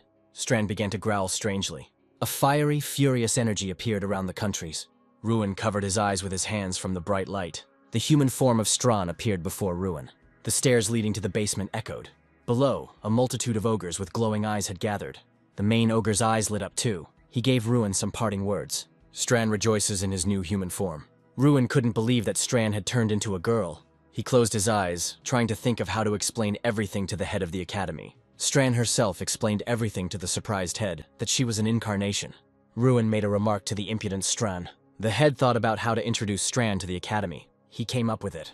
Strand introduced herself as Ruin's cousin. Ruin's classmates were shocked by what they heard. Ruin's best friend Jason got down on one knee in front of Strand and offered her a tour of the academy. Ruin was glad that everyone believed their legend. Ruin was called out by his friend Hans, and he remembered that today was the day of his departure. It's sad that we have to part again. I'll visit you sometime. Hans asks if he can visit Ardell after graduation. Ruin, without hesitation, says, "Of course, you can visit us." "No, not to visit. I want to become one of Ardell's knights." Ruin is shocked by Hans' words. He asks, "Are you serious?" Hans says with a smile, "Yes, I want to do something meaningful. For example, protect Ardell, which you will command." Ruin received Hans' words with joy, and a third comrade joined them. He says at the top of his voice that he will also help Ardell, being close to the Lady of the Strands. Ruin looks questioningly at his friend and does not remember giving such permission. The friend was outraged, he said. "Who jokes like that?" All the friends laughed. Ruin mentally rejoiced that his friends would move to him in Ardell, the capital of Radian, D-Radian. A man expresses dissatisfaction that despite his large investments in Malta, he lost to a newcomer. Just like with Garrickhill, even their eldest son was defeated by a novice knight. The era of the Garrickhill family ended. The man says indignantly, "Well, Garrickhill is on top. But when our sons rise, the fall is inevitable." The men decided to change sides and join Ardell. "But their leader does not accept money," one of the men said with a grin. Who would not like money? A man approached them unnoticed. It was Commissioner Josh. He didn't like that they wanted to join Ardell. At the sight of Commissioner Josh, everyone present became frightened and began to give up their positions, saying that it was a slip of the tongue. Commissioner Josh tells everyone present that the Garrickhill family has been in power since the founding of Radian, so their worries will not come true. The men present fearfully agree with Commissioner Josh. The commissioner is angry at Ruin Ardell for his victory over Chakil and Mikkel. With anger on his face, he says that he will kill him, no matter what it costs him. Another important lesson of the second semester is related to visiting the capital. The students are excited that their classes will allow them to visit the Magic Tower and meet the court magicians. Ruin's friend asks if they can finally meet Josh Garrickhill, and she gets a yes in response. Nowadays, visiting the capital is like visiting the enemy's lair, where you will have to face powerful magicians. Ruin's friend asks if this Josh is strong. Ruin says he is a 7th class mage like their academy leader. To Ruin's response, Strand only laughed that if she had her previous strength, she would have easily defeated him. Ruin, who uses the system, still has no information about the head of the academy. Ruin cannot relax vigilance in the country. After some time, everyone arrived in the capital. The students were happy that they were able to visit such a beautiful place. Ruin, tired from the journey, says that indeed the capital is the capital, only a brilliant grandeur, unworthy of such a small kingdom. Josh greeted the head of the academy. The head was surprised why he appeared here in person. Josh tells the leader that isn't it too rude to ask? When promising students of the kingdom come to me, I should at least greet them. However, this is not the only reason for my visit. Josh approached Ruin and said he wanted to see how the children had grown up, so he could understand how his sons had failed. Josh said with hostility, "So you are Ruin Ardell." Their looks were full of hostility towards each other. Ruin, having analyzed Josh's system, found out that he was not a 7th circle mage, but a 6th circle mage, and wondered how he was able to deceive everyone. Ruin looked at Josh's artifacts with a sneer and realized that his son was just like his father. Ruin was about to leave. How Josh angrily grabbed Ruin's hand and said he wasn't done talking yet. Ruin was surprised by Josh's aggression. Josh repeated what he saw as funny here. The leader intervened in the conversation, telling him to stop this since Ruin was still a student. An enraged Josh told him not to say anything. "You may have power at the academy, but not here. Here in the capital, the care of the students falls on me." The leader said in a serious voice that if this justified threats against the student, we would be forced to return to the academy. Josh just laughed at these words. Josh also said mockingly, "You thought, I don't know, that it was your idea to make a laughing stock of my son in front of the school, by luring him to an open lesson." After hearing Josh's words, the head of the academy said his name with anger. The enraged head of the academy released mana. Josh asked with a smirk if he wanted to continue, answering his own question. Ruin intervened in this conversation, telling Josh to his face that it was interesting. And Josh, surprised, asked what. Ruin was intrigued. The magician wore so many rings. Chairman Josh looked like he'd been found out. The magician waved it off, saying that he simply loved jewelry. Josh Garichel arrogantly announced that he was now in charge of all away activities. The chairman said goodbye irritably and left. Plans to leave the capital were far from what was planned. The person in charge of the trip, Josh, disappeared without a trace, and the tour was conducted by the senior magician. The atmosphere, despite the changes, remained good. But Ruin and Strand sensed something was wrong. Someone was following them. On the street, they noticed suspicious people in robes. It turned out that these were the ones who were watching them in the palace. Ruin realized that this was an illusion. He felt a faint, barely perceptible magic. The landscape, even the passers-by, everything was unreal. Strand was irritated and indignant that she had not noticed this. The old man began to run away, trying to lure Ruin out. Ruin suspected that the 6th-class mage, Josh, was behind all of this. But such magic is beyond the power of one person. There are more of them than he could imagine. Josh Garichel could join the fight against him. Ruin realized that he now had a chance to win. He decided to go out to the enemy. Mr. Ardell said that this evening would be long. Josh was angrily indignant that so few people showed up to his meeting. He declared that today Ruin Ardell would meet its end. Josh was outraged that where there was usually not enough space, there were now only 4 people. Gritting his teeth in anger, he cursed the bastard Ruin, but he was sure that everyone would still regret it. The plan was ready to act. The task was completed. By midnight, they will take Delin Ardell's head. According to their plan, the entire Ardell family must disappear. Bolvar Payton must follow them as well. The victory over the eldest son of Garichel attracted the attention of the nobility. Lord Ardell ordered to be careful. The merchant, getting ready to go home, noticed Sir Bolvar. Sir Payton asked if he had seen anyone suspicious.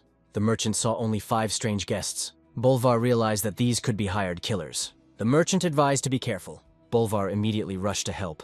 Hired assassins have invaded Ardell territory. They decided to wait for the Lord in the chambers, but Bolvar Payton burst in on them. The killers realized that they had been exposed. They were glad that their goal came to them. Sir Payton was determined.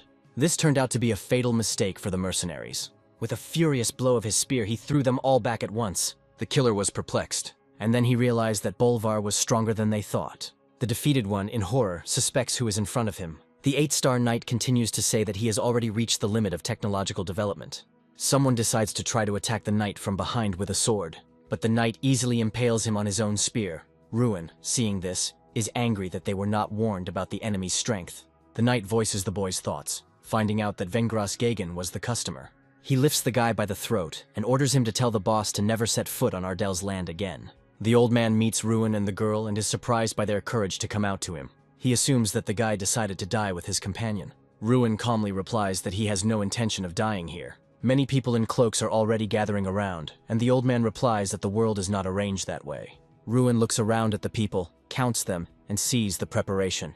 Everyone stretches out their hands with fireballs. The old man continues to describe what kind of end awaits the guy. Everything around is burning, and the old man smirks that Ruin accepted his death so quietly. Suddenly, he sees Ruin and his friend standing still, unable to believe that they survived such an attack. The guy smiles and starts talking about the existence of certain creatures. These entities are immortal and can only be killed by defeating the contractor. The system gives out a unique skill, Chieftain's Will, where he is supported by Kunhan, the chieftain of the Heavenly Mountain. Ruin makes it clear that he is the contractor, and that there is an even more ancient entity behind him.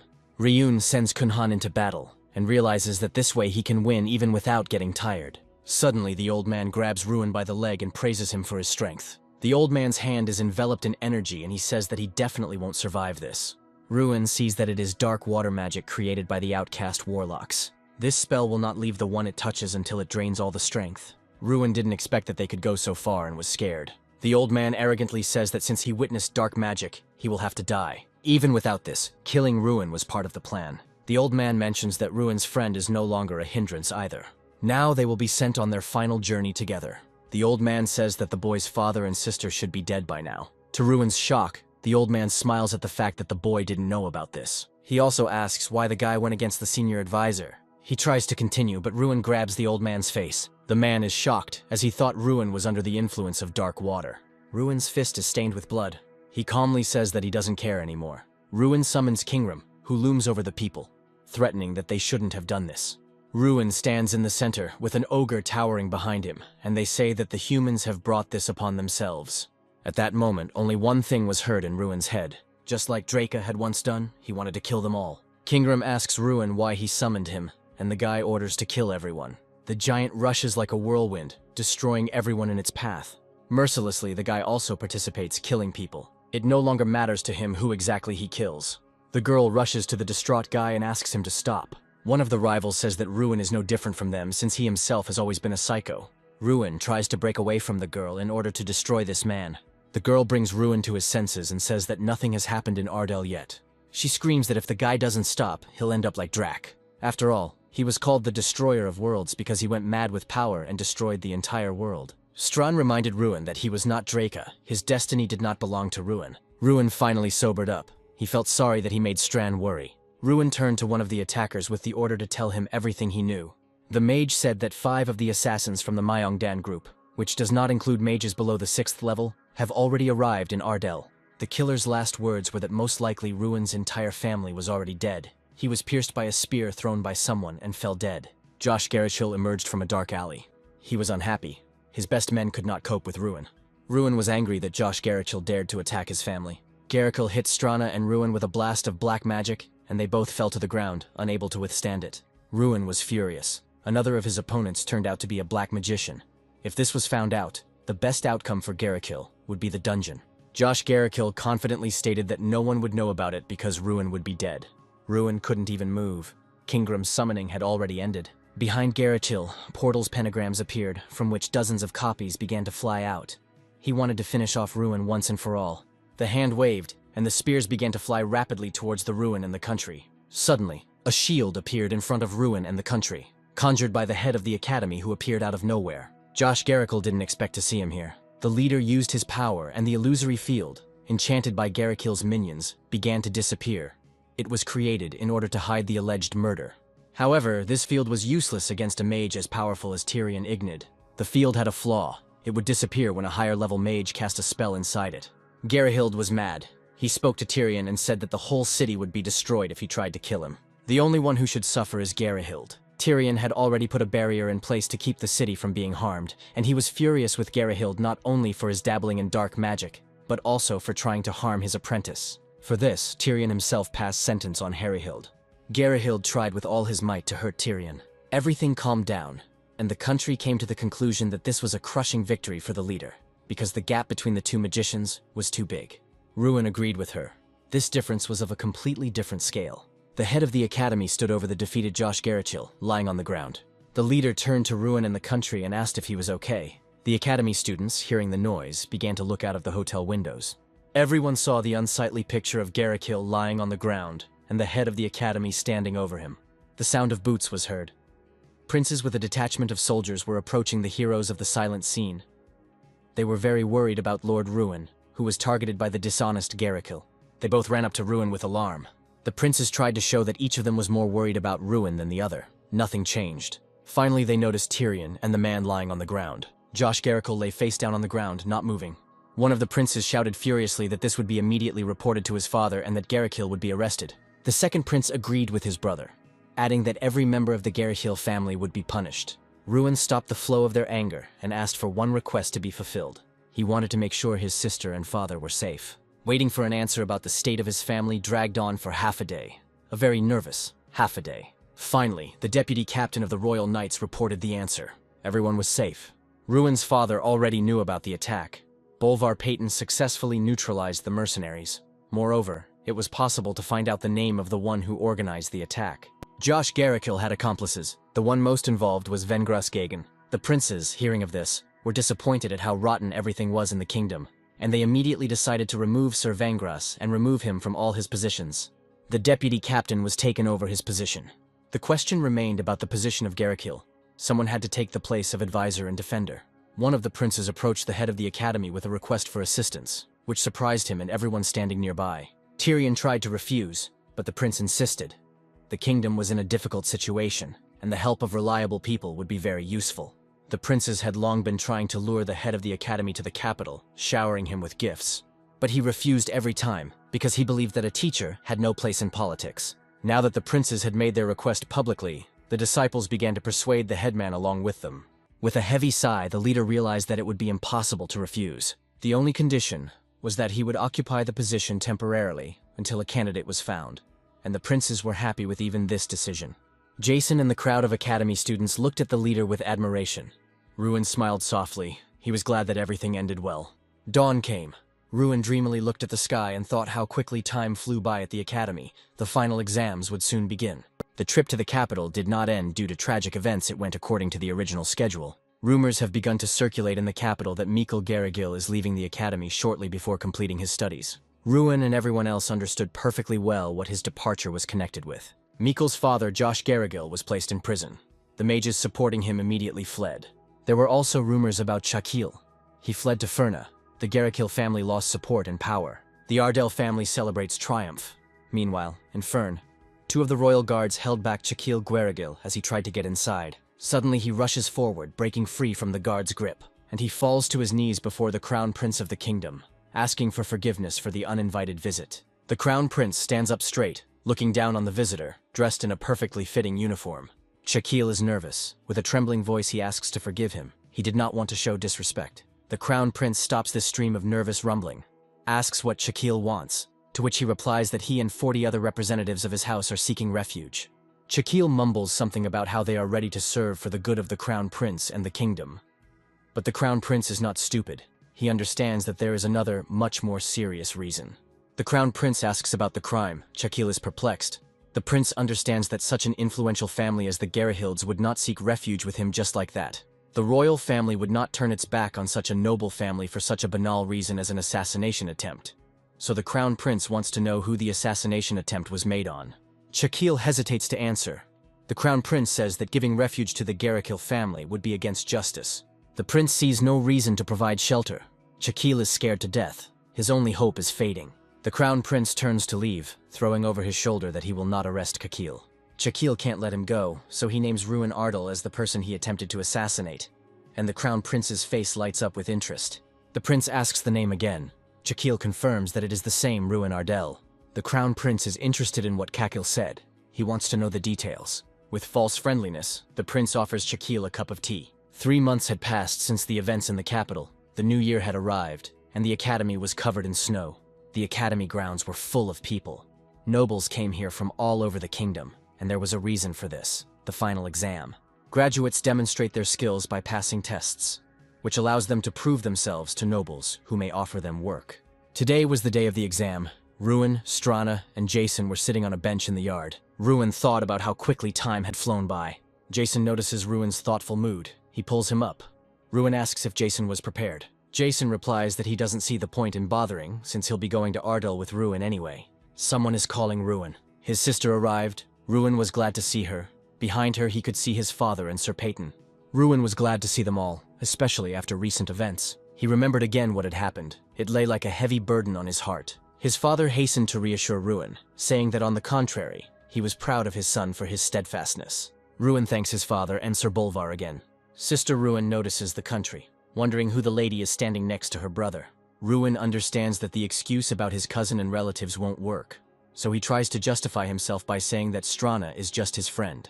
Not only has Ruin's family come to visit, but Jason is trying to introduce himself to Ruin's father by calling himself his adopted brother. Hans arrived with his sister, whom Ruin had saved, and Seth with Irene. Suddenly everyone started turning around and whispering in surprise. Ruin turned around and realized who everyone saw. The princes had also arrived for the final exam. Ruin didn't expect to see his most powerful patrons here, and Aerith and Sita were also surprised. Everyone was told that the exam would start soon.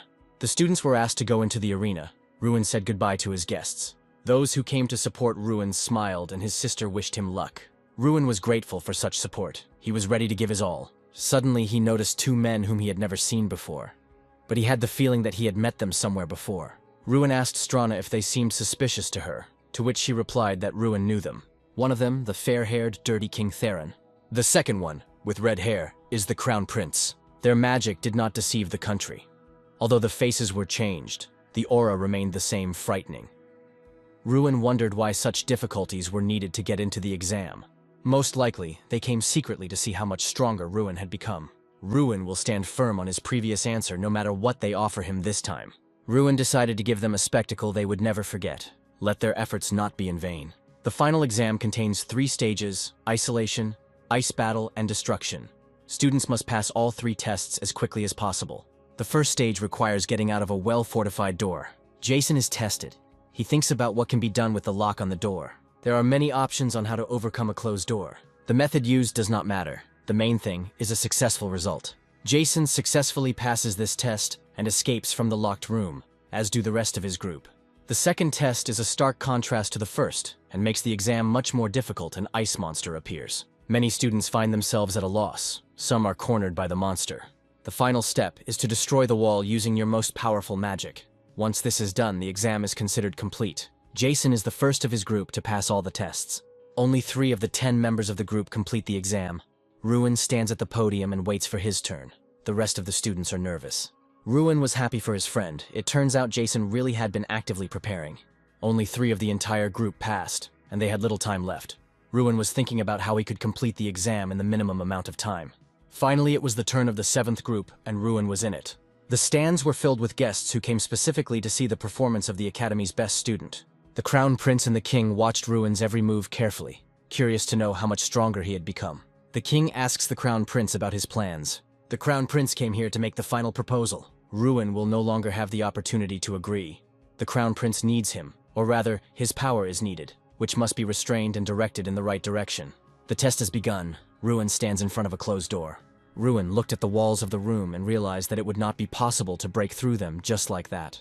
Ruin found the weak point of this room, the lock on the door. It was steel, and Ruin had the skill of Steel Destroyer. The people in the stands, waiting for the players, discussed Ruin and his successes. Suddenly there was an unexpected explosion. Ruin Ardell was the first to successfully escape from the room. The King and Crown Prince were pleased with the successful completion of the test. The Tribune was shocked, because on average this test takes 5 minutes, but Ruin needed 13 seconds. The winner would always be Ruin. He had immortalized his name by going down in the Academy's history as a record holder. Now he was ready to easily pass the remaining 2 tests. Everyone on the platform sat with their mouths open. Everyone except the King and the Crown Prince, who were closely watching Ruin's every move. The King thought that ever since Ruina had chosen Kunhan's tooth, he had realized that this was no ordinary youth, but the speed at which his strength had grown was still astonishing. Meanwhile, Ruin had already successfully passed the second test. He runs through the ice zone with a fireball. The monsters don't even dare to approach him. The King was gloomy, and the Crown Prince was amused by the fact that they had no idea how strong Ruin was. The King had seen enough. He was convinced of everything he wanted. Ruin began the third test and was already running towards the wall. The King was amazed by the energy that surrounded Ruin. His aura was incredible. Ruin runs with a serious look, surrounded by blue magical energy. Magic technique, a cry of mourning for the dead, a funeral knell. 2 minutes and 57 seconds sounded in the minds of the observers. The announcer announces the rapid completion of Ruin's training.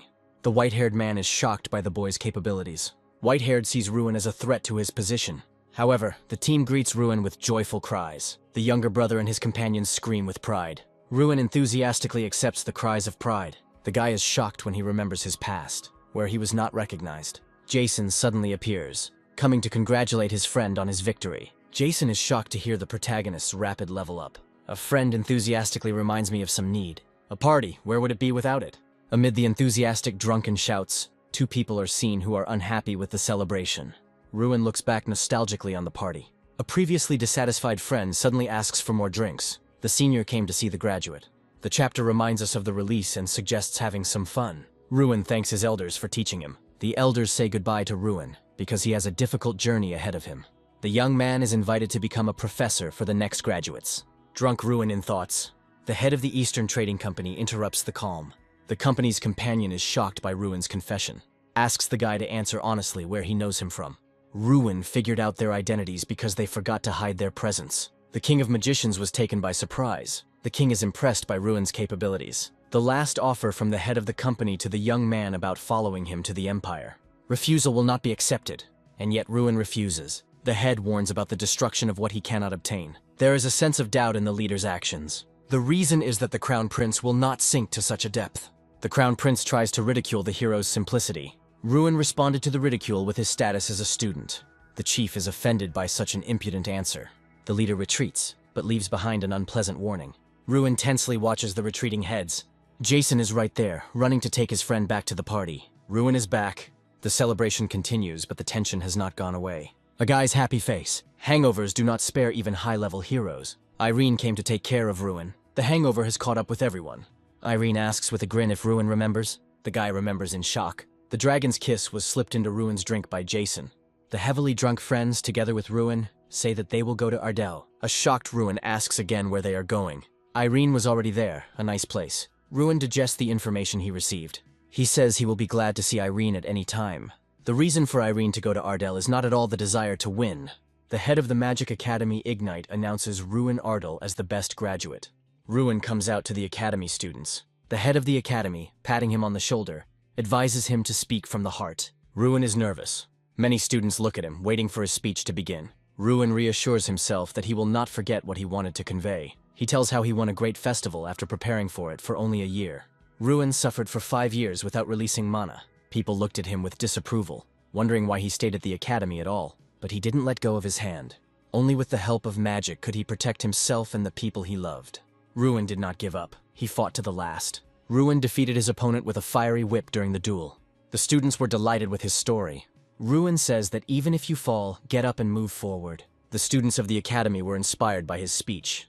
Ruin thanks his students for their hard work. Ruin really liked Ruin's speech. She asks if his friends will head to Ardell immediately. Ruin tells her about how the night went, and that immediately after graduation, they decided to go to Ardell all together. In addition, another 3,000 soldiers will join them. Such support was provided by the princes for the subjugation of the southern territories. Ruina asks if he intends to remain in Ardell after the conquest of the territories is completed. He thought about traveling, but for now he wants to focus only on capturing territories. They examine the area on an interactive map. Ruin has a couple of ideas, but he needs to be well prepared. It concerns Ruin's friend. One of the knights arranges a duel with a knight in training, Hans. Hans had only recently taken his knight's oath. The fight began quickly and swiftly. The crowd shouts that the knight is pushing himself too hard against the newcomer. The question arose as to what the reason for sparring was. They got bored while cleaning. But there was a very interested young man. Sir Bolvar came to watch this duel. After all, he too could not miss such a fascinating spectacle. All the knights who watched the duel were recognized by Lord Bolvar. Attracted by the fight, he concludes that the fighters are skilled. Sir Bolvar notices that Ruin's friend is participating in the sparring. He is impressed by Hans's skills. Hans fought against the Golden Knight, who was considered elite in the kingdom. The Golden Knight knocks the sword out of Hans's hands. Hans is certainly talented, but he lost this fight. Ruin asks Sir Bolvar to teach Hans a couple of moves. If Bolvar trains Hans, it will benefit the Ardell territory. Bolvar does not refuse to teach the young man. He suggests asking him himself if he wants to study. Bolvar says that unlike teaching the young master how to wield a sword, he is more strict about training knights.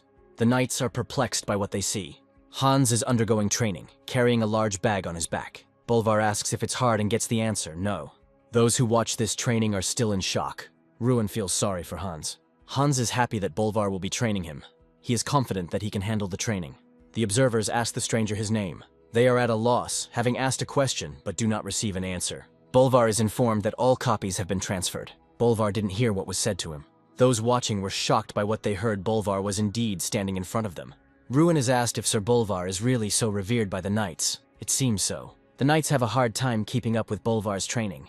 Ruin wants to ask Bolvar a question. Ruin asks if these training methods will help the knights. The training method is not the best if done incorrectly. You can get serious illnesses. Ruin asks why this training is then. Bolvar smirks and replies that he wants to toughen up the students. After Bolvar's answer, everyone present was in shock. A day later, they finally arrived at the Chinhung Plain. It is located south of the southern mountains and was once part of Ardell. But after its capture, mud people became rulers. Because of their rapid reproduction, it is also called the Crimson Plain. There appear to be over 10,000 mud people on the plain. Ruin is asked what our plan is. There was an idea to break through the canyon, but it won't work. They will fall on us from the cliffs. What if we send Bolvar to the front lines? This idea is also bad. Mud people are not so easy to destroy with normal attacks. Now seeing the plain in its entirety, Ruin understands why all previous conquests were unsuccessful. Ruin asks what we should do then. Maybe we can find a way to deal with them. One of the knight captains claims that there is only one way to break through head-on. If they doubt, they will definitely not win. The captain is told that this plan will involve a large number of deaths. When we receive support, didn't we plan to attack with a group of 300 people? The captain does not understand why the decision is being delayed if they have large forces at their disposal. It's all because it's not about the quantity, but about the terrain. You can't pass through the canyon calmly. We don't need to cross the canyon but to lure out the enemy. Ruin asks the captain if this is a good idea. The captain doesn't understand him, Ruin replies. Didn't they just give us the correct answer? We will launch an attack from the cliff tops surrounding the canyon. The captain is at a loss as to how they will climb the rocks. Ruin says that a couple of mages is enough. The captain praises this decision, but still does not understand how a mage will get to the top. Ruin points to his comrade who is able to climb to the top without magic. His friend is in complete shock. Ruin says he can do it. He says with a grin that he will throw it there. He is completely shocked by Ruin's idea. The conquest of the territory has begun. Ruin and his friends rode behind the column. The final discussion of the action plan took place. Jason Damon looked ridiculous wrapped in fabric and rope, but Ruin said he was cool. The knights laughed at Jason too. Jason didn't understand what his friend was getting at. Ruin sarcastically said that it was a shame, because Jason could have become a star. Jason enthusiastically agreed, asking to be entrusted with the job. They set about the plan. Jackson was nervous. Ruin, ignoring his friend's request, sent him flying with force. Jackson felt like he was going to die of fear. When he landed, he was surprised by the accuracy of the throw. Ruin laughed as he noted Irene's ability to catch the flying boy. Jason noticed something with a worried expression on his face. He saw that he had to pull out the mud people. Their number could not be estimated. Jason thought it was simply impossible to do. Ruin cheerfully supported his friend. Jason gritted his teeth and steeled himself. He created a ball of fire, and he unleashed hundreds of fireballs on the monsters. The sky was filled with a rain of fire. Although the cloud was not of impressive size, it was enough. Ruin handed over further actions to the captain. Now Irene and Ruin could begin their work. The mud people ran in fear in one direction. They ran towards a side path out of the canyon. But on their way were Sita, Irene, and Ruin. The vile mudworms were doused with a wall of light fire. He boasted that he had become stronger, but it was too early for joy. The monsters began to crawl upward. Jackson started calling for help. Irene volunteered to help. Jackson feared that he would die a virgin. Irene appeared right in the air above his head. Irene unleashed a powerful attack on the mud people. This situation made her learn something funny about Jackson. The girl realized that Ruin's words were true. Mud monsters have trouble escaping from behind rocks. Now everything depended on the people from the capital. A wave of mud monsters came rushing in. Confusion was evident on the knights' faces, but in the name of victory and the kingdom, they were determined. The knights moved towards the enemy. Ruin and Seta heard the sounds of battle. There were almost no monsters left near them. Ruin left this work to Seth and volunteered to help the knights. Seth expected to hear this. Ruin moved to help, avoiding the monsters. The knights of the kingdom go on the attack against the mud monsters. The soldiers notice something strange. Perhaps it is a person. They hear the sounds of an explosion and think that it is their allies, the magicians. The soldiers are scared because they don't understand what's happening. The sounds of explosions were emitted by Ruina, smashing and destroying all the monsters in his path. He rushed past them in a bright flash of fire. Ruin flies to the aid of the soldiers, which helps them in their advancement. Sir Bolvar Peyton did not doubt the young lord, so he is not surprised by such strength. In the place where the magic of Ruin appears, not a single living monster remains. Ruin, unlike the creatures, remembers how this land of Ardell was destroyed. Horror of people, death and destruction. And the mother, Lady Ardell, who lost her life due to the attack of monsters. The magic of Ruin is stronger than ever. It absorbs everything in its path. The campaign went well, and upon returning home, Jason's first act was to talk about his role in the victory, trying to impress the girls. The girls didn't listen to him very attentively, being distracted by Ruin and Seth passing by. Ruin, smiling to himself, thought about the successful campaign to cleanse the lands. He walked past the talking soldiers, one of whom had a bandaged arm, thinking about the injured but fortunately not dead people. Captain Morrow was also pleased with the outcome of the matter, and remarked how pleased the princes would be. Seth informed Ruin that he was returning to Oyotu tomorrow. Jason finally got the girls' attention. Ruin enters the house, and is informed that his father is on the veranda. He is in a thoughtful mood today and should not be disturbed. He clearly remembers his dead wife, and her portrait hangs in the hall of the house. Ruin thanked Baggins' servant for telling him about his father. Baggins thanks Ruin and says that today is the happiest day of his life. Baggins bows and says that what Ruin did today will never be forgotten by the locals. Ruin takes a step towards the door and tugs on the ornate carved handle. One more step and he is in his father's room. Ruin finds himself on an open veranda. He immediately understands what his father is thinking about, because he himself cannot forget the day his mother died. Amid the general joy of victory, Delin Ardell went deep into his thoughts. Ruin thinks he entered unnoticed, but Delin knows his son is here. Ruin is about to leave and not disturb his father, but he, on the contrary, calls his son closer. Father offers Ruin wine and he does not refuse. The wine turns out to be special. Aged for 17 years, it is called Selvrook. But as Ruin's father says, he and Maria, his mother, called it something else. Ruin is surprised that his father started talking about his mother. The wine was made on Ruin's birthday. The father passed the glass to his son. Ruin saw his reflection in the crimson drink. The father and son took a sip from their glasses. Ruin compliments the taste of the wine, which his father is pleased to hear. The father asks Ruin about his future plans and learns that his son plans to further expand his territory. Suddenly, Ruin got a system window with a message. Something was wrong. Strahn was worried about Kingram. Strahn insisted on rushing to the academy immediately. Ruin turns to his father, saying that he asks for forgiveness, but he urgently needs to go to the academy. The father is confused and does not understand why there is such urgency. He sees how serious Ruin is and lets him go. Ruin, without going to the door, jumps from the open balcony, simultaneously thinking about why a new task appeared immediately after the cleanup operation. In the basement of the academy, opposite Kingram, stood a magician in whose hand a spell was being born. Apparently, Kingram, not expecting the attack, was unable to repel the attack in time and lost his arm. He was on one knee, holding on to the place where the limb was missing. Kingram talked to the mage who attacked him. He heard rumors about him in the academy. The attacker was the filthy King Theron. Theron wondered why Ruin had the strength of an entire ogre. He started digging deeper through Ardell and the academy and realized what or who was going on. Kingram and his help were to blame for everything. Someone enters the hall where Theron and Kingram are standing. The king turns to look at the person entering. Tyrion Ignite, fuming at the intruder, entered the basement. Ignite tries to awaken conscience or reason in Theron by reminding him of the consequences of this treacherous invasion. But Theron does not care about them. Theron tells Tyrion that he is here because of Ruin, whose growing power could threaten his position. Theron has found a way to stop Ruin Ardell. It will destroy all the milestones of his power development and deprive him of all advantages. Another man burst into the hall with a wild cry. Ruin and Strana, not expecting to see the king and the head of the academy here, stood in bewilderment. Theron was pleased with this outcome of the event. He smiled evilly. Because he would not have to look for his victim, she herself came to him. However, Ruin's sudden appearance, or rather the fact that he knew so quickly that something was wrong, angered Theron, his magic enveloping the basement. Theron was fully prepared to deliver the final blow to Ruin, his eyes burning with red flames. The head of the academy conjures a green shield with magical runes. He shouts at Ruin to leave, because he understands that Theron is too strong. He's not someone Ruin can handle. Suddenly, with one blast of magic, Tyrion Ignith was thrown aside, and no one separated Ruin and Theron anymore. Theron's fiery blast of magic was about to hit Ruin, but then Kingram spoke up. Theron was struck by a flash of light, created by all the artifacts stored below, and thrown away from the Ruin. Theron was defeated and expelled from the academy. Ruin, sitting on the floor, having lost his balance from the blow of magic, and Strana, standing next to him, looked at the wounded Kingram in bewilderment. Kingram, looking at his unharmed hand, admitted with annoyance that he and the power of all the artifacts were only enough to drive out Theron. He was upset that he had put Ruin in danger and was unable to defeat Theron. The head of the academy emerged from the rubble of the building unharmed. He had the same question for Ruin as Theron had earlier. How Ruin knew that something had happened at the academy. Why he was able to arrive there so quickly. This same question worried Kingram.